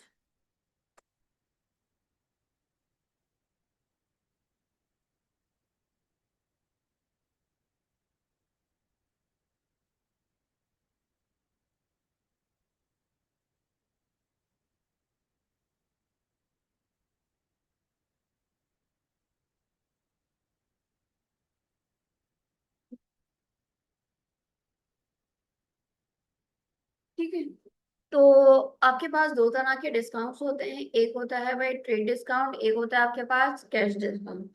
दोनों में फर्क क्या है, देखो जब आप बल्क क्वांटिटी में परचेज करते हो, सप्लायर आपको ऑफर करता है कि मुझसे तुम बल्क क्वांटिटी में परचेज करो, तो जब आप एग्री होते हो तो वो आपको कुछ परसेंटेज में, या अगर राउंड ऑफ करके भी वो कोई अमाउंट बता रहा है तो वो फिर डिस्काउंट देते हैं। अगर आपने उसकी शर्त मान ली कि इतनी क्वांटिटी में सही है, हम ले लेंगे, तो आपको ऑन द स्पॉट क्या मिल जाता है, ट्रेड डिस्काउंट। ठीक है, यानी आपकी लिस्ट प्राइस होती है, तो लिस्ट प्राइस के हिसाब से फॉर एग्जांपल उसने दिया आपको, या भाई वैसे तो 2 लाख की है लेकिन तुम मुझसे फिर अभी लोग ज्यादा ले लोगे तो मैं इसमें 50%, सॉरी 50% कह रही हूँ, चलो 30,000 तुम्हें और छूट दे दूंगा। ठीक है, तो वैसे तो ये हमारी कितने की है, 2 लाख की चीज है, लेकिन तुम अगर मुझसे ज्यादा खरीद रहे हो तो सही है, मैं तुम्हें ट्रेड डिस्काउंट दे दूंगा। अब मैं यहाँ फिलहाल परसेंटेज का जिक्र नहीं कर रही हूँ। ठीक है, तो उसमें क्या हुआ, आपने हामी भर दी, हाँ सही है मुझे ज्यादा दे दो, तो हमने क्या अवेल कर लिया, ट्रेड डिस्काउंट। कितने का भाई, फॉर एग्जाम्पल 30,000 का। तो ये क्या हो जाएंगे, अब माइनस हो जाएंगे, ऑन द स्पॉट मिल जाता है आपको। और एक बार आप एग्री हो गए ठीक है, ये चीज बात एग्री हो गई है कि हाँ ज्यादा बल्क में हम खरीद लेंगे, तो फिर ये पीछे नहीं हटा जा सकता है, सप्लायर पीछे नहीं हटेगा इससे, परमानेंट होता है। तो 2 लाख में से 1,30,000 माइनस हुए, कितने बचे भाई, 1,70,000। इतनी फिर आपकी अमाउंट बनेगी, इतना आपको देना होगा। फिर मजीद वो क्या करेगा कि आपको और उकसाएगा कि जल्द से जल्द पेमेंट आप कर दो। इस वजह से आपसे कहेगा सही है, इसमें मैं मजीद ना क्या करूंगा, आपको ना 2,000 का और डिस्काउंट दे दूंगा, 2,000 20,000 का और दे दूंगा, लेकिन शर्त यह है कि तुम जल्द से जल्द मुझे पेमेंट कर दो। कितना, तुम 20 दिन के अंदर अंदर कर दोगे तो मैं तुम्हें 20,000 का डिस्काउंट दे दूंगा। ठीक है, आपने कहा सही है, हमें तो और छूट मिल जाएगी। आप आए, आपने कहा 15 दिन में, क्या 10 दिन के अंदर में कर दूंगा, तो मैंने क्या कर लिया, और अवेल कर लिया कैश डिस्काउंट। कितना माइनस हो गया, 20,000 और माइनस हो गया। कैश डिस्काउंट कब मिलेगा, जब सप्लायर की शर्त पूरी होगी। और उसका एक टाइम होता है कि इतने डेज में अगर आप आ रहे हो, 20 दिन की मोहलत है, तो 20वें दिन भी अगर आप आ रहे हो तो सही है, कस्टमर अवेल कर लेगा। वरना अगर नहीं, 20वें दिन से 1 घंटा भी ज्यादा हो गया, वो नहीं अवेल करेगा। ठीक है। तो भाई इसके बाद फिर जब आपके पास आएगी, कितनी पेमेंट आनी है कस्टमर के, सप्लायर के पास, सॉरी, 1.5 लाख। सही है। 20,000 माइनस के बाद तो इतना ये कैश पे करेगा। कैश पेड उस टाइम पे तो हो चुका होगा इतना 1.5 लाख, क्योंकि आप पेमेंट लेने देने जाओगे तभी तो आपको मिलेगा ये। वरना तो अगर आप पेमेंट ऑन द ऑन जो आपके ड्यू टाइम है उसमें नहीं दोगे तो फिर कितना पे करना होगा? लाख सब। क्लियर है यहाँ तक? अच्छा देखो, इस कहानी में हमें क्या पता चला, इस कहानी में डिस्काउंट की टाइप्स तो पता चली, लेकिन हमने ये देखा डिस्काउंट जो एक तो रिसीवर है, एक गिवर है ना? तो हम इसको कहते हैं, एक रिसीव्ड कर रहा है और एक अलाउ कर रहा है। सही है। अब जरा इसकी नजर से देखना, ये मैं शुरू में बता रही हूँ ताकि ये छोटी छोटी चीजें फिर आगे चलेंगी तो फिर हमें समझ में आएंगी। रिसीव जो कर रहा है उसके लिए ये डिस्काउंट क्या है? फायदा है, नुकसान है? फाइनल। फायदा है। ठीक है। मैं अगर इसको बोलूं कि क्या है, अदर इनकम या बेनिफिट के तौर पे, अदर इनकम या बेनिफिट के तौर पे। सही है। और जो अलाउ कर रहा है उसकी नजर से देखो, बेनिफिट ही होगा। क्यों? उसने 50,000 छोड़े, दो तरह के डिस्काउंट थे, पहले तो चलो 30,000 छोड़े, अगर वो वक्त पे ना भी आता 30,000 तो उसने छोड़े ना। नहीं छोड़े तो, लेकिन फिर शायद उसकी जो वो उसकी जो अपनी प्रोडक्ट हुई वो उसके कम तो फिर भी नहीं ले रहा होगा, ज्यादा ही ले रहा होगा। अगर उसे कम कर भी लिए या फिर उसको कम देखना है कि कम। अभी ये बताओ, 30,000 अगर आते तो वो ज्यादा बेहतर होता या कम करना? आना। यानी 30,000 अगर मिल जाते तो वो ज्यादा बेहतर होता उसको अभी, लॉस होगा। क्योंकि हर कोई चाहता है ज्यादा प्रॉफिट हो। अब यहाँ ये काम क्यों करा जा रहा है? क्योंकि वो सेल बढ़ाना चाह रहा है, कस्टमर ज्यादा एंगेज करना चाह रहा है कि सही है, दूसरे के पास ना जाए, हमारे पास आ जाए। अच्छा इसको वो दे दो अपना रेट दे दो यार, कि नेक्स्ट टाइम के क्योंकि पास है। बहुत बहुत सारे लोग हैं मार्केट में, आपके पास क्यों आ रहा है? क्वालिटी देख कर आ रहा है या फिर यही वाले डिस्काउंट देख कर आ रहा है। सही है। तो यहाँ पे आपका एक तरह का लॉस है। हम किस चीज को कंसीडर करते हैं? मॉनेटरी टर्म्स को ना। वैसा लॉस है कि आपका दिखे। ज्यादा अभी पहले मार्केटिंग हो जाए, लोग आपको कुछ करते हैं आज फिर आप फिर से चल जाते हैं। चलता है, आपको बेसिकली सेल ज्यादा रखनी है ना, तो सेल बढ़ाने के लिए आप ये सब काम कर रहे हो। तो जो अलाउ कर रहा है उसके लिए अदर एक्सपेंस के तौर पर है। लॉस नहीं कहेंगे, एक्सपेंस, एक तरह का खर्चा। क्यों? क्योंकि सेल बढ़ाने के चक्कर में आप ये कर रहे हो। इसको रिकॉर्ड कैसे करा जाता है वो मैं आगे बताऊंगी जब ये आगे और आएगा। सही है। तो हमने क्या देखा कि डिस्काउंट किसकी नजर में? दो लोगों की नजर में। जो रिसीव कर रहा है, रिसीव कौन कर रहा है? जाहिर सी बात है, दो बिजनेस आपस में लेन देन कर रहे हैं, तो एक कौन है? परचेजर है, एक कौन है? सेलर है। अब जो सेल कर रहा है वो अलाउ कर रहा होगा इस डिस्काउंट को, और जो परचेज कर रहा है, बाय कर रहा है, वो क्या कर रहा होगा? रिसीव कर रहा होगा। सही है। तो दोनों की नजर से देखना। फिर कौन आ जाता है हमारे पास? अच्छा, इसको रीड कर लें जल्दी से।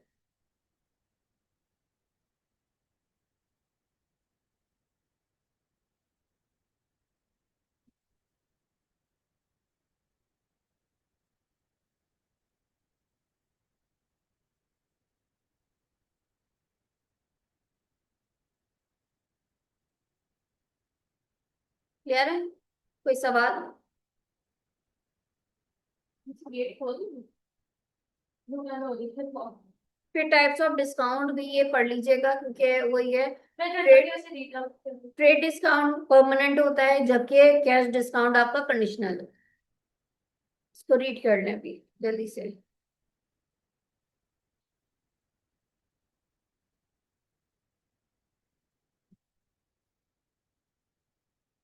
डिस्काउंट आप दे रही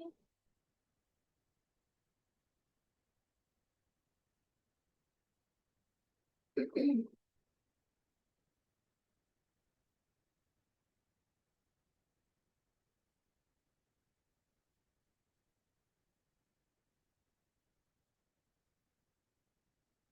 हाँ, तो ये इतना बड़ा डिस्काउंट तभी देते हैं आप बड़े क्वांटिटी गर्ल क्वांटिटी में खरीदते हो। तो यही तो मैंने उस टाइम पे हाँ, बताया है कि आपको डिस्काउंट तब दे रहे होते हैं। नॉर्मली आप एक बुक तो हम्म, आप उतना बड़ा डिस्काउंट कोई भी नहीं देते। जाहिर सी बात है। तो यही तो मैंने बताया था कि ट्रेड डिस्काउंट दिया ही तब जाता है जब आप बल्क क्वांटिटी में परचेज करते हो। और दूसरा डिस्काउंट इसलिए दिया जा रहा है ताकि कस्टमर जल्द अज जल्द मुझे पैसा दे दे। और ये मैंने एक अजम्पशन के तौर पे इतना डिस्काउंट बताया, वो उनके ऊपर है। 5% दे रहे हैं, 10% दे रहे हैं, इसके अपने ऊपर है।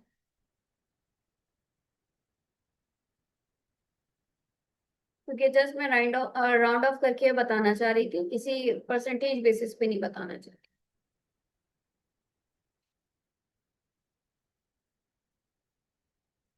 मेरे एग्जांपल पे दिए इसके डिस्काउंट 10% ऑफ। इन तमाम चीजों को रीड कर लें। अच्छा, वही सारी चीजें लिखी है कैश डिस्काउंट रिसीव के बारे में, अकाउंटिंग फॉर कैश डिस्काउंट्स के बारे में। तो मैं ये चाहूंगी जरा आप देख लेना एक नजर ना। ठीक है, क्योंकि रीडिंग तो आपने कर कर आनी है। फिर मैं अभी यहाँ चाहूंगी कि अभी हम क्वेश्चन सॉल्व कर लेते हैं, रीडिंग फिर घर से कर लीजिए। आपका बाद में आ रहा है क्वेश्चन पेज नंबर 21 पे। मेरा पेज नंबर 21 है। पे हम्म।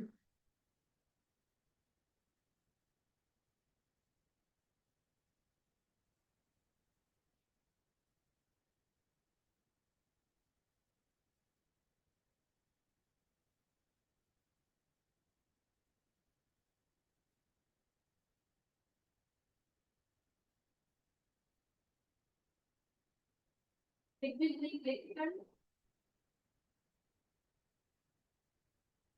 क्या लिखा हुआ है? लिस्ट प्राइस आपको दी गई है 22,000। 10% ट्रेड डिस्काउंट दिया गया है, और टू एंड हाफ का मतलब 2.5। ठीक है, कैश डिस्काउंट दिया है। अगर तो आप 20 डेज में पेमेंट करता है कस्टमर, तो दोनों ही बातें पूछी गई हैं। अगर 20 डेज बाद वो पेमेंट करेगा तो कितनी करनी पड़ेगी, और अगर विद इन 20 डेज कर रहा है तो उसको कितनी करनी पड़ेगी। तो जल्दी से इसका आंसर लिख के दें। फिल वक्त हमने इसमें सेल्स टैक्स वगैरह कुछ इंक्लूड नहीं करा है। सिंपल इसमें दिया हुआ है। हम्म।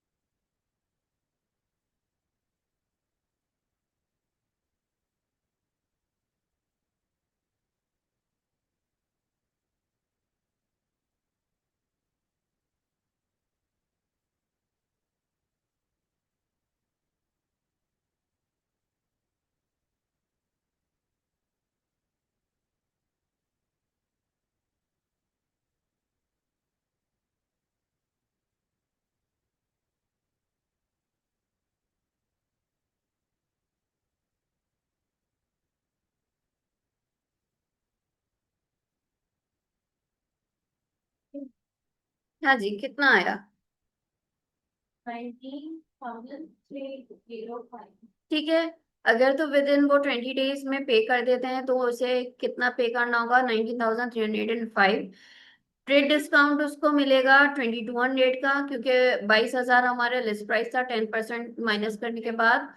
तो 19,800 का उसको पेमेंट करनी है, अगर तो उसके मोर देन 20 डेज हो जाते हैं तो इतनी पेमेंट करनी होगी। और अगर वो इसमें मजीद लेना चाह रहा है, अवेल करना चाह रहा है, तो 2.5% के हिसाब से आपका आ जाएगा। क्लियर है यहाँ तक? कोई सवाल? ठीक है, यहाँ तक आई होप ये सारी चीजें क्लियर हो रही होंगी। फिर रिबेट और अलाउंसेस क्या है, पहले मैं अलाउंस की बात कर लेती हूँ। अलाउंस आपको एक सर्टेन नंबर ऑफ यूनिट्स दिए जाते हैं कि भाई आप हमसे 2 यूनिट्स परचेज करो तो तीसरा यूनिट आपको फ्री मिलेगा।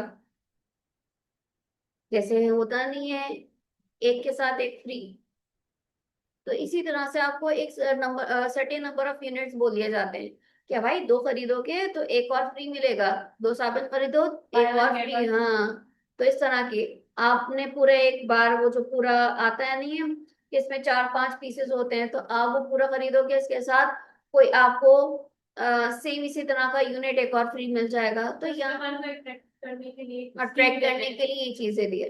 तो ये अकाउंटिंग की नजर में क्या कहला रहा है? अलाउंस कहला रहा है। ठीक है, अलाउंस कहला रहा है ये। और दूसरा अलाउंस अलग है जो हम एक और क्रिएट करते हैं, वो अलाउंस अलग है। दोनों को मिक्सअप कभी ना करना। हमारे पास कुछ मिलते जुलते अल्फाज आते हैं लेकिन हर एक का मीनिंग अलग है। ये ठीक है। और रिबेट में क्या है कि भाई आपके पास जस्ट लाइक गैस कंपनी है, तो गैस कंपनी कह रही है कि तुम्हारा यूजेज एक दिन एक महीने का कितना है? 100 यूनिट्स अगर आप तुम यूज कर रहे हो, 100 यूनिट के कितना बिल बन रहा है? फॉर एग्जाम्पल जितने भी 100 यूनिट्स यूज कर रहे हो, तुम्हारा महीने का एग्जाम्पल के तौर पे 1,000 रुपए का बिल बन रहा है, तो महीने के लगा लो कितने हो गए हैं? एक, सॉरी, एक महीने के 1,000 है क्या? महीने के क्या? 30 या 31 इस तरह से करके ना, सॉरी 12 महीनों के। काफी। आपने मेरा भी कर दिया गलत ना। 12,000। 12,000।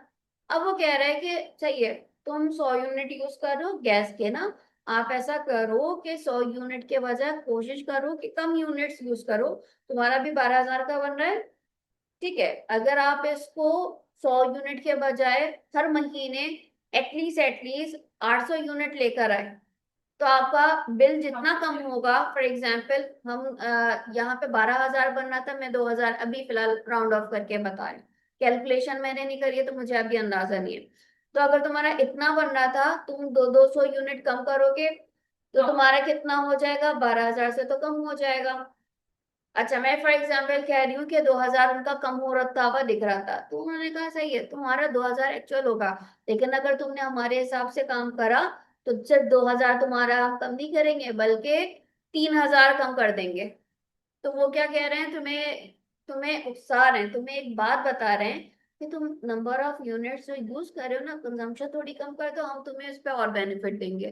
तुम्हारा टोटल बिल जो बन रहा था एक्चुअल में इतना आएगा, लेकिन मजीद हम तुम्हें और मजीद डिस्काउंट दे देंगे। ठीक है, तो ये क्या कहलाता है? रिबेट कहलाएगा। इसको भी पढ़ लें।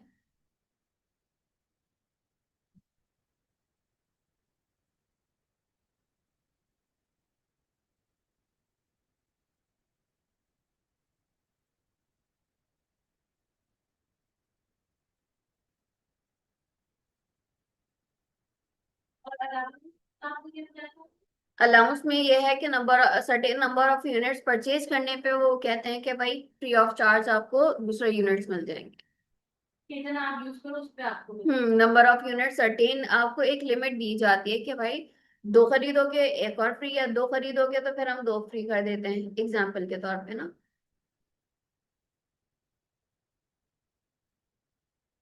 उसके बदले में अलाउंस में आपने ये देखोगे, उसके बदले में आपको एक और चीज फ्री दे दी जाएगी। ठीक है,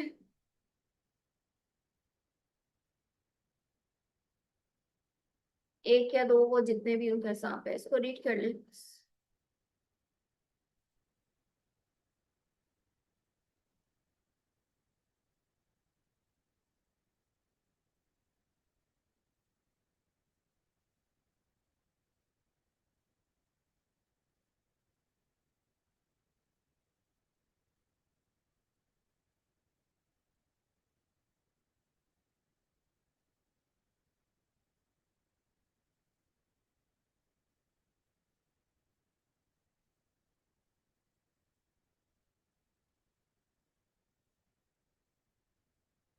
क्लियर है?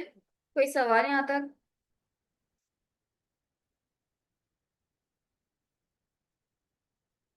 फिर आ जाता है सेल्स टैक्स। अब देखिए सेल्स टैक्स क्या है। जब हम कोई चीज परचेज करते हैं, तो हम जब फॉर एग्जांपल तुम जाती होगी, शॉप पे जाती होगी, तो आपने खुद भी देखा होगा कि आप एक साबुन का खरीदती हो तो उसमें जीएसटी टैक्स लिखा हुआ होता है ना? होता है ये। कपड़ों पे भी रहता है। कपड़ों पे भी लग रहा होता है, इवन क्या आप रेस्टोरेंट जा रहे होते हैं वहां पे भी होता है। तो क्या है, दोनों के लिए लग रहा है। किसके लिए? आपने परचेज करा तो आपके लिए भी। अब जाहिर सी बात है, मैं सेल कर रही हूँ तो मैं लगा रही हूँ, लेकिन किसके लिए कर रहे हैं ये? गवर्नमेंट के लिए हो रहा है। सही है, आपने पे करा, गवर्नमेंट को करा। मैंने लगाया था किसके बिहाफ पे? उसके बिहाफ पे, तो मेरे पास नहीं आ रहा है, ये गवर्नमेंट को जा रहा है। हाँ, कलेक्ट मैं उसके बिहाफ पे कर रही हूँ, फिर वही है कि कंपनी टू कंपनी वो वापस लेके चला जाता है।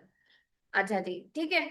सेल्स टैक्स दो तरह के होंगे, यानी कि रिकॉर्डिंग, जाहिर सी बात है, एक क्या कर रहा होगा? परचेज कर रहा होगा, एक सेल कर रहा होगा। तो जो परचेज कर रहा होगा उसके लिए वो टैक्स किस नाम से क्योंकि रिकॉर्डिंग करनी है हमें, तो वो किस नाम से देखेगा इसको? और जो सेल कर रहा है वो किस नाम से देखेगा? तो बेटा यहाँ याद रखिएगा, जो सेल कर रहा है उसके लिए आउटपुट सेल्स टैक्स होगा, और जो परचेज कर रहा है उसके लिए ये इनपुट सेल्स टैक्स होगा। क्लियर है? यहां तक क्लियर हुई बात? ये याद रखिएगा। पहले हम बात कर लेते हैं कि देखो, क्योंकि हमने हमेशा दिया है, हमने कभी लिया नहीं है। हम अगर देखो, हमने अगर अपने आप को रजिस्टर करवा दिया टैक्स देने का, जो टैक्स फाइलर वगैरह होते हैं ना, अगर हम इसको अपने आप को रजिस्टर करवा देते हैं तो फिर होता है कि अगर आप ज्यादा पे कर देते हो, हमें नहीं पता होता हम कितना पे कर रहे हैं। फाइलर पे ऑफ होता तो अगर आपने ज्यादा पे कर दिया है तो फिर आपको गवर्नमेंट की तरफ से रिफंड होगा। क्योंकि हमें नॉलेज नहीं होती तो हम बस पे कर रहे होते हैं, कभी रिसीव नहीं करते। तो फिर कब आपको पे करना होगा? और अगर आपने कम दिया है तो कब आपको, जाहिर सी बात है, कम दोगे तो फिर गवर्नमेंट को आपको पे करना होगा। तो कब क्लेम कर सकते हो, कब पे करना होगा, जरा देख लें। आउटपुट अगर ज्यादा हो, आउटपुट कब का था? जब हम सेल कर रहे हैं, ठीक है?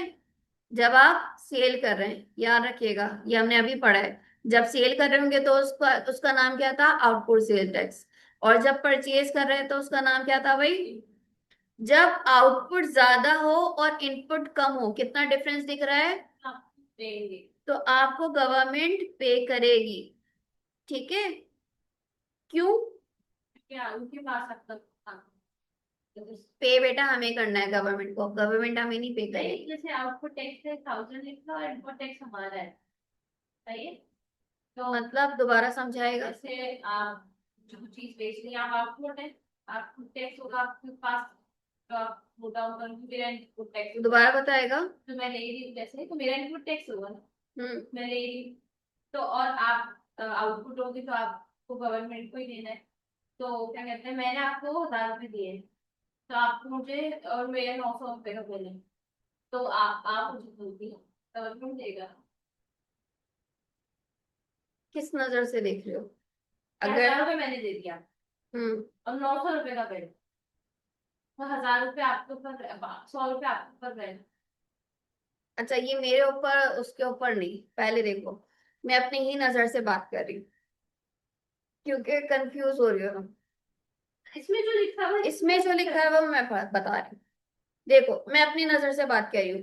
मैं कौन थी? बेचने वाली थी। एग्जाम्पल साबुन की ले लेते हैं, सही है? तो वहां पे फिलहाल ये बहुत ही अच्छी कंपनी का है, इसलिए 1000 रुपए का है ना। तो ये 1000 रुपए का था, मैंने आपको दिया कि भाई ये 1000 रुपए का है, सही है ना? आपने परचेज करा, कितना पे करा इसके भी आप पे? 900। ना मैंने अपने पास रखी है अमाउंट, ना आपने रखी है।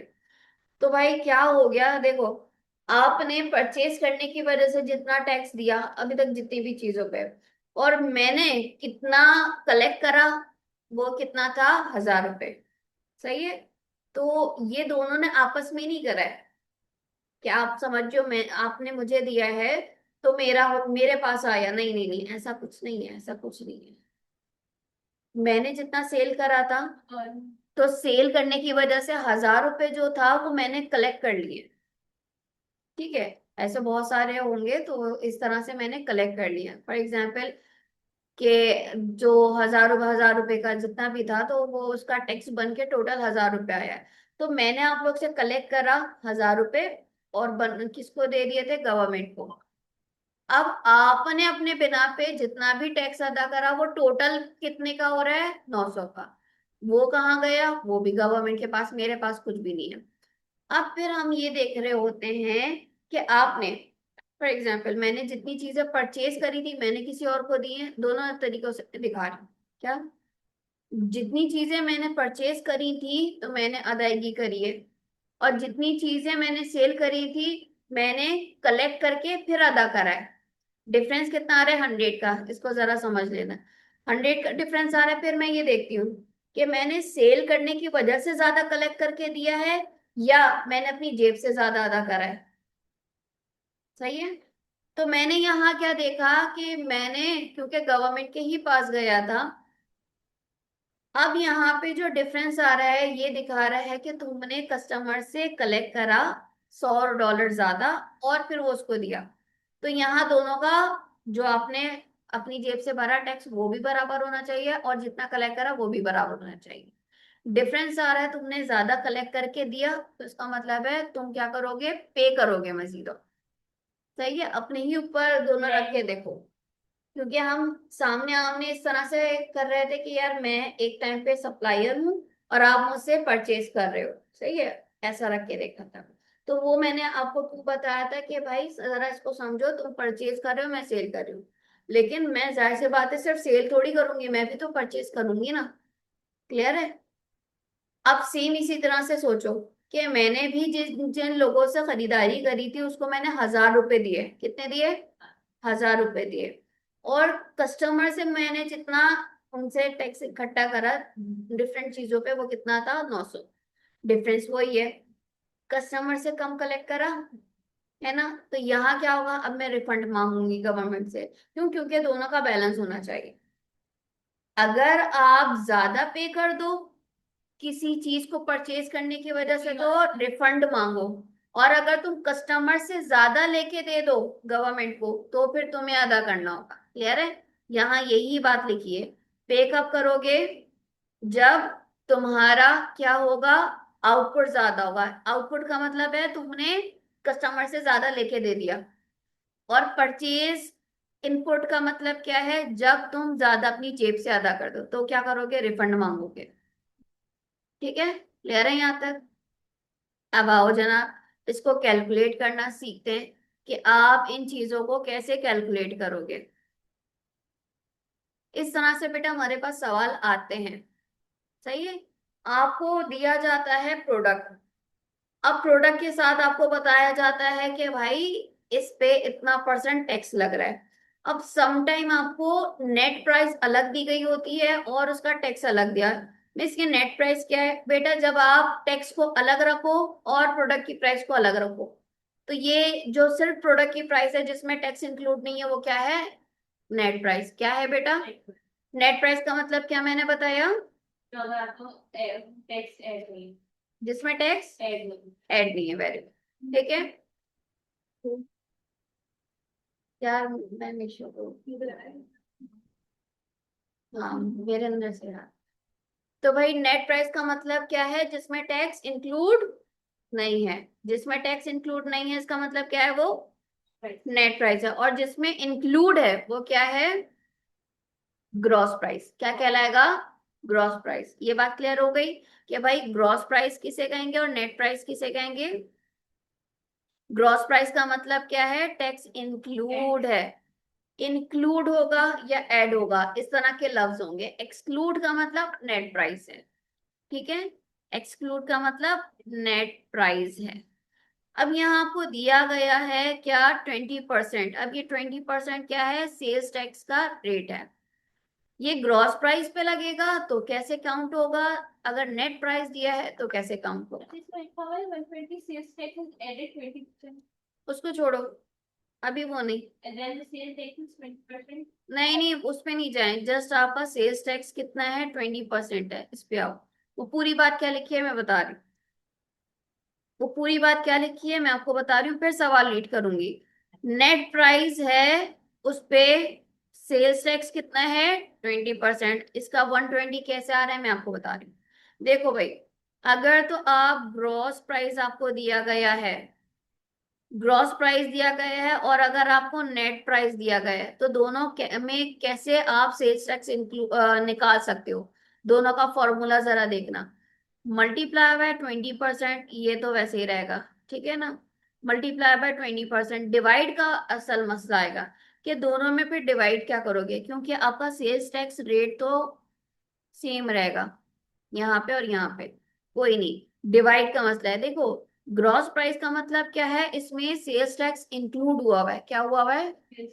इंक्लूड है, यानी आपका 20% ऐड है। तो इसका मतलब क्या होगा, अगर मैं किसी चीज को 100 मान रही हूँ, उसके अंदर और इंक्लूड हो रहा है, तो 100 क्या होगा, प्लस हो जाएगा।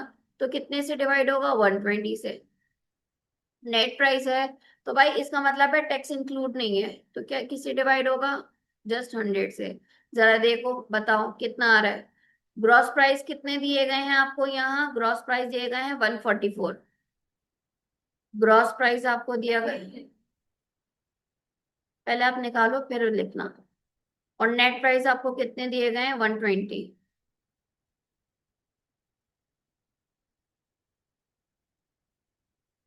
पहले ग्रॉस प्राइस के साथ निकाल के बताएं। 144 मल्टीप्लाई बाय 20 डिवाइड बाय 120, कितना आ जाएगा, आंसर बताएं।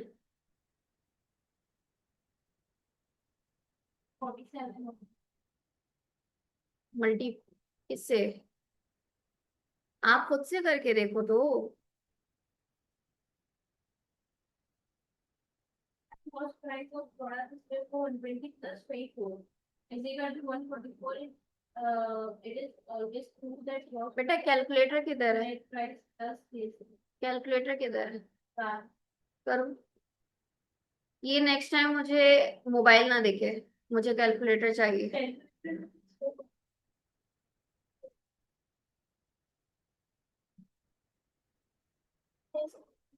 देखो क्लास का रूल है, आपके पास पेन पेंसिल कॉपी कैलकुलेटर ये मस्ट है, इसके बगैर एंट्री नहीं है।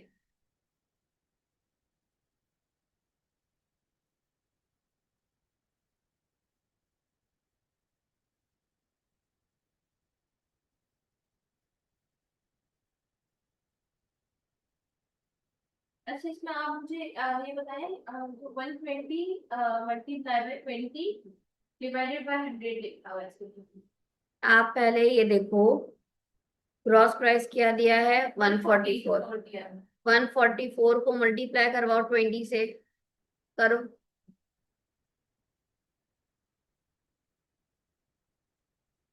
2008 डिवाइड करो 120 से, divided by 120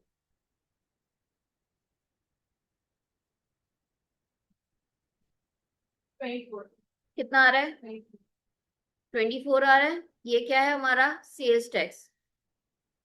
अच्छा जी, फिर आपके पास दूसरी चीज क्या है, नेट प्राइस 120 है। रेट लगाया कितना, 20 लगाएं।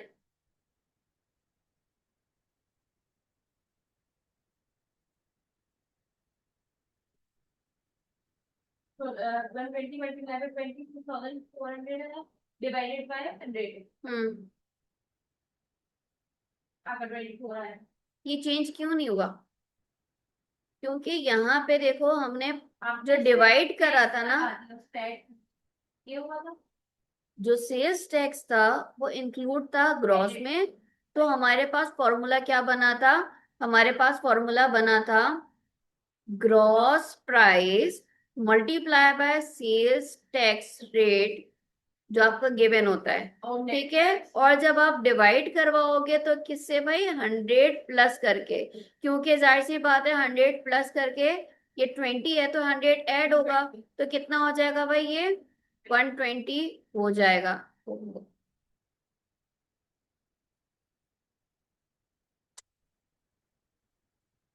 तो भाई कितना आंसर आ जाएगा, 24। ले रही है। तो डिवाइड आपका हो जाएगा इससे, यहाँ लिख देती हूँ मैं, gross price multiply bye 20 divided by 120, तब भी कितना आंसर आता है 24।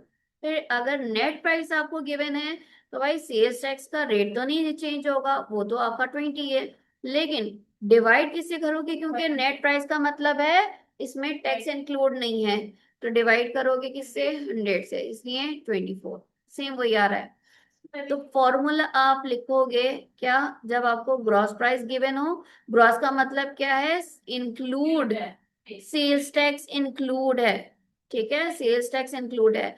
नेट प्राइस का मतलब क्या है, एक्सक्लूड है। क्या चीज एक्सक्लूड है भाई, सेल्स टैक्स एक्सक्लूड है। क्लियर है, लिखें। तो बुक में क्या लिखा है, पहले पढ़ने के बजाय ना पहले टीचर को सही से फोकस होके सुनना है कि टीचर क्या कह रहा है, टीचर समझा ले अपनी बात, फिर जितने क्वेश्चंस हैं वो पूछना।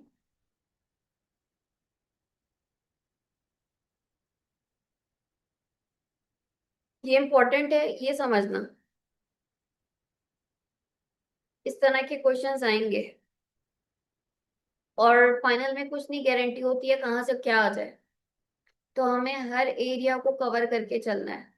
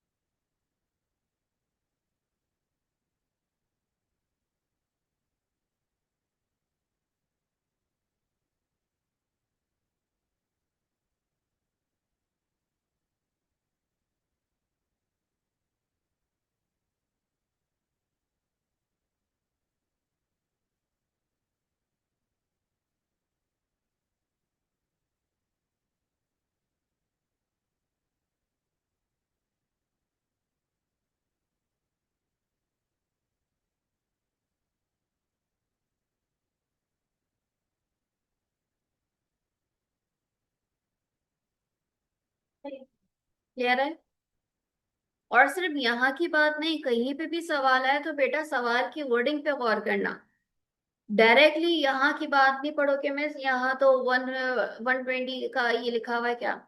अब पूरा सवाल पढ़ते हैं, क्या लिखा है, इफ अ प्रोडक्ट, प्रोडक्ट की नेट प्राइस क्या है 120, यहाँ 120 डिवाइड नहीं हो रहा था, यहाँ 120 क्या थे, नेट प्राइस थे, सही है।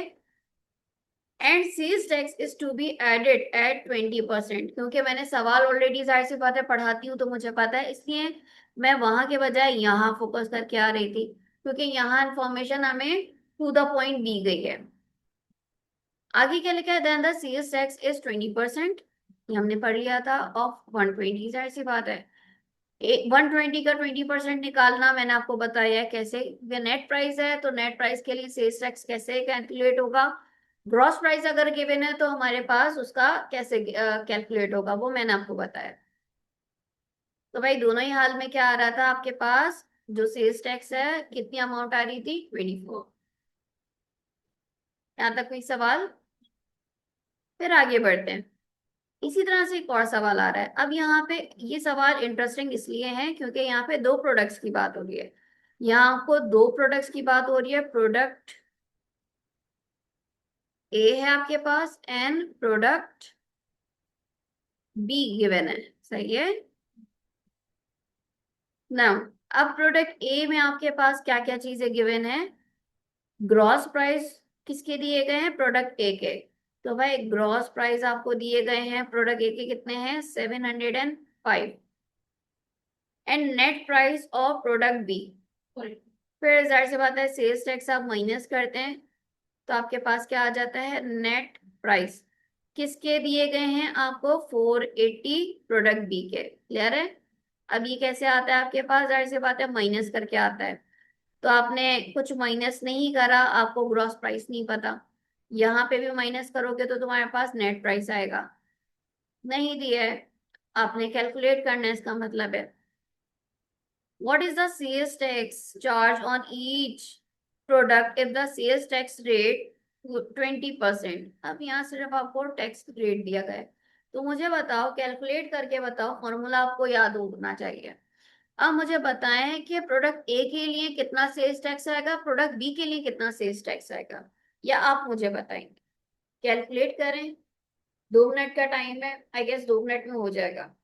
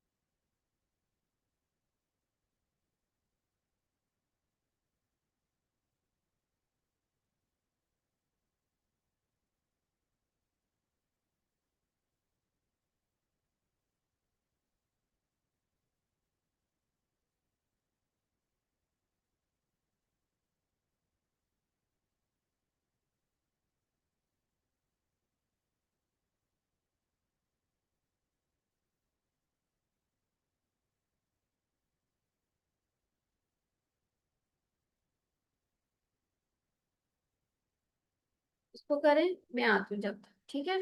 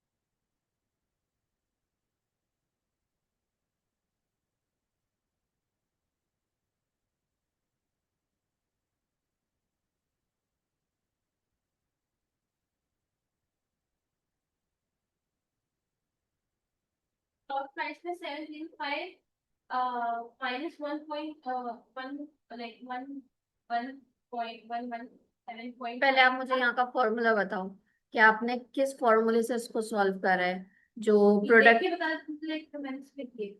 हम्म। पहले मैंने ग्रॉस प्राइस निकाली, ग्रॉस प्राइस आपके पास कितने थे?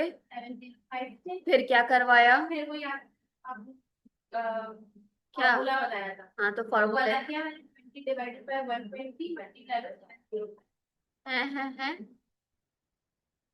दोबारा बोले। 20 डिवाइडेड बाय 120 मल्टीप्लाई बाय 705, इसका आया था 117.5। बेटा 705 आपने ग्रॉस प्राइस लिखे, इसको किससे मल्टीप्लाई करवाया? एक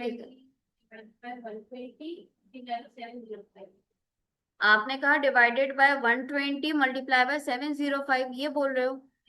ये बोल रहे हो? ये कौन सा फॉर्मूला है? 20 ये कौन सा फॉर्मूला है? और बीच वाले में मैंने फिर 20 डिवाइड बाय 20 अभी आप सही से बताओ, नहीं है तो आप जरा बोर्ड पर आओ, लिखो इसको जरा। किया है।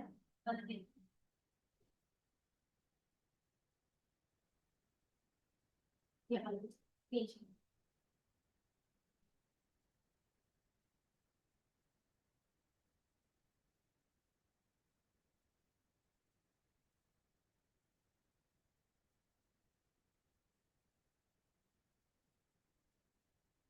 अच्छा, सबसे पहले आपने 705 इज इक्वल्स टू वो 20 लिखा है, ऐसा क्यों?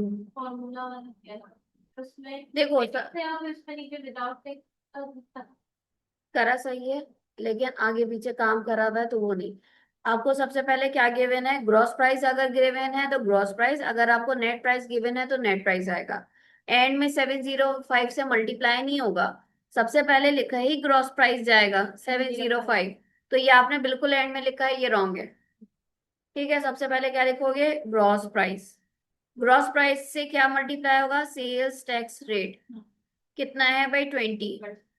डिवाइड करवा देंगे किससे? क्योंकि आपका ग्रॉस प्राइस है, तो यहाँ पे डिवाइड होगा 120 से। ठीक है, तो डिवाइड करवाया 120, कितना आया आपके पास? 117.5। आपने इसका आंसर 117.5 लिखा, 117.5 माइनस करवाया तो कितना आया? आपने माइनस करवाया? नहीं करवाया, नेट प्राइस आपने निकाला ही नहीं है। नहीं मैं निकाला है हमने, आया था 587.5 आया था। कहाँ लिखा हुआ है? कितना होगा ऊपर देखिए ग्रॉस प्राइस की लाइन क्या 587। लिखा है? और ऊपर कर रही मैंने थी ये टेबल क्यों बनाया था? ये मैं देखे ही तो मैं अपना कर रही हूँ। बेटा क्वेश्चन समझाते वक्त ही मैंने बताया था, और स्क्रीन भी सही है, विजिबल है, ताकि आप देखते रहो कि टीचर काम कैसे करवा रहे हैं।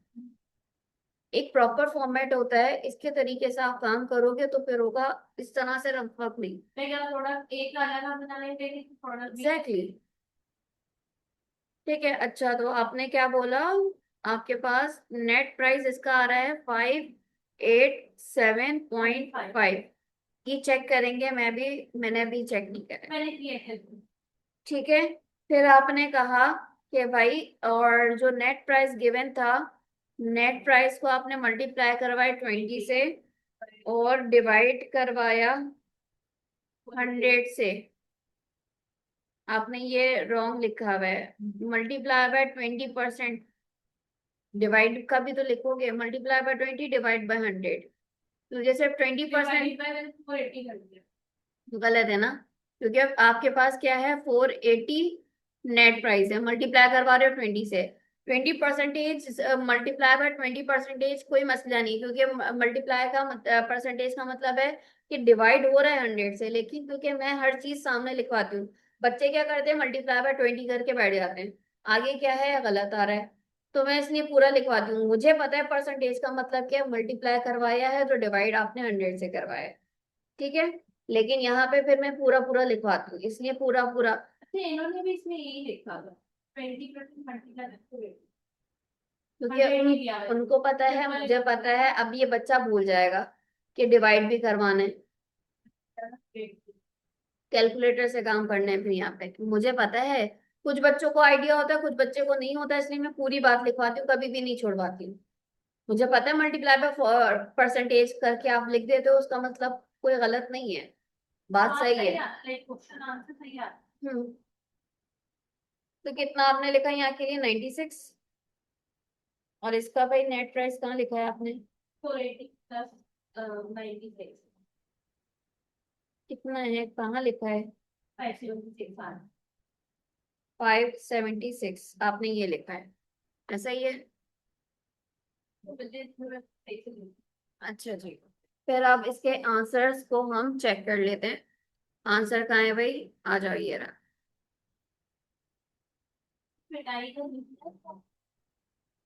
ठीक है, तो आपके पास ग्रॉस प्राइस कितना था? 705। सेल्स टैक्स की अमाउंट कितनी आई थी? ये रही सेल्स टैक्स की अमाउंट, 117.5। और भाई आपके पास नेट प्राइस कितना आया था? 587.5। सही है, यहाँ पे आ रहा है। क्लियर है? अच्छा, प्रोडक्ट बी के लिए भी क्या है आपके पास? 96 इसकी अमाउंट आ रही थी सेल्स टैक्स की। और जाहिर सी बात है, आपने इसको इंक्लूड करा तो ग्रॉस प्राइस कितना है? 576। करा सही है, फॉर्मूला तुमने बिगाड़ दिया। आगे पीछे खुद से लिखोगे तो कुछ का कुछ हो जाएगा, इसलिए मैंने आपको एक फॉर्मूला दिया है बेटा।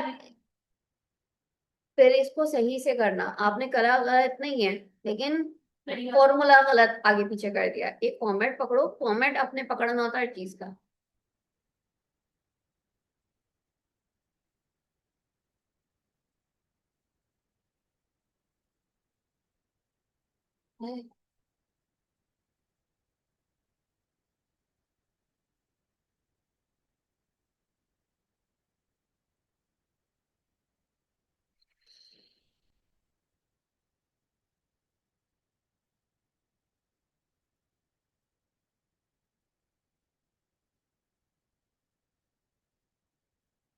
एंड जितने भी इस तरह के क्वेश्चंस आए तो इसी तरह से सॉल्व करिएगा। हर वर्ड को, हर सेंटेंस को सही से पढ़िएगा। सेंटेंस समटाइम बहुत बड़े भी होते हैं, तो उसको आप 2 से 3 पार्ट्स में तोड़ के करना, ताकि वो क्या मीनिंग दे रहा है वो इम्पोर्टेंट है।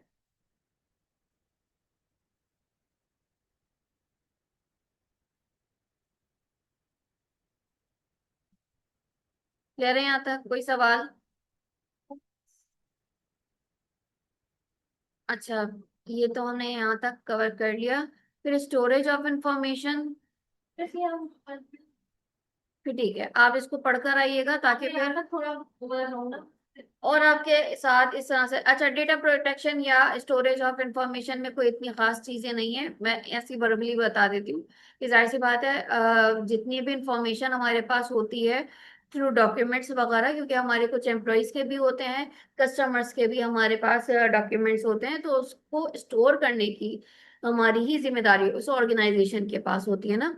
तो कुछ चीजें हमारे पास रिटेंशन पॉलिसी के तौर पर भी होती है कि भाई सिक्योर भी रहें, और समटाइम अगर आप इसको डिस्कार्ड कर रहे हो तो उसका भी तरीका आपके पास होना चाहिए कि डिस्कार्ड करके कैसे उसको, कहाँ आपने डिस्कार्ड करना है, कब करना है, करना भी है कि नहीं करना है। तो वो सारी चीजें आपके पास आएंगी। फाइल्स वगैरह कुछ आपकी एक्टिव फाइल्स होती हैं, कुछ सेमी एक्टिव होती हैं, कुछ ऐसी होती हैं जो बस रखी भी हैं लेकिन इतना कोई काम नहीं है। ठीक है, ये सब आप पढ़ेंगे तो आपको आ जाएगा इंशाल्लाह।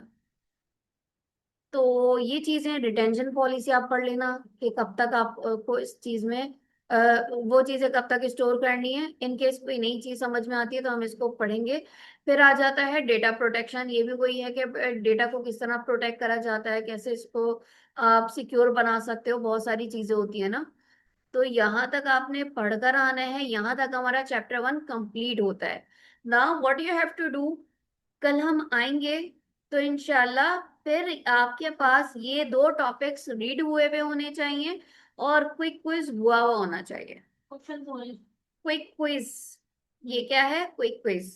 क्विक क्विज के आंसर नहीं देखने, पहले खुद से करना है, मैं यहाँ चेक करूंगी।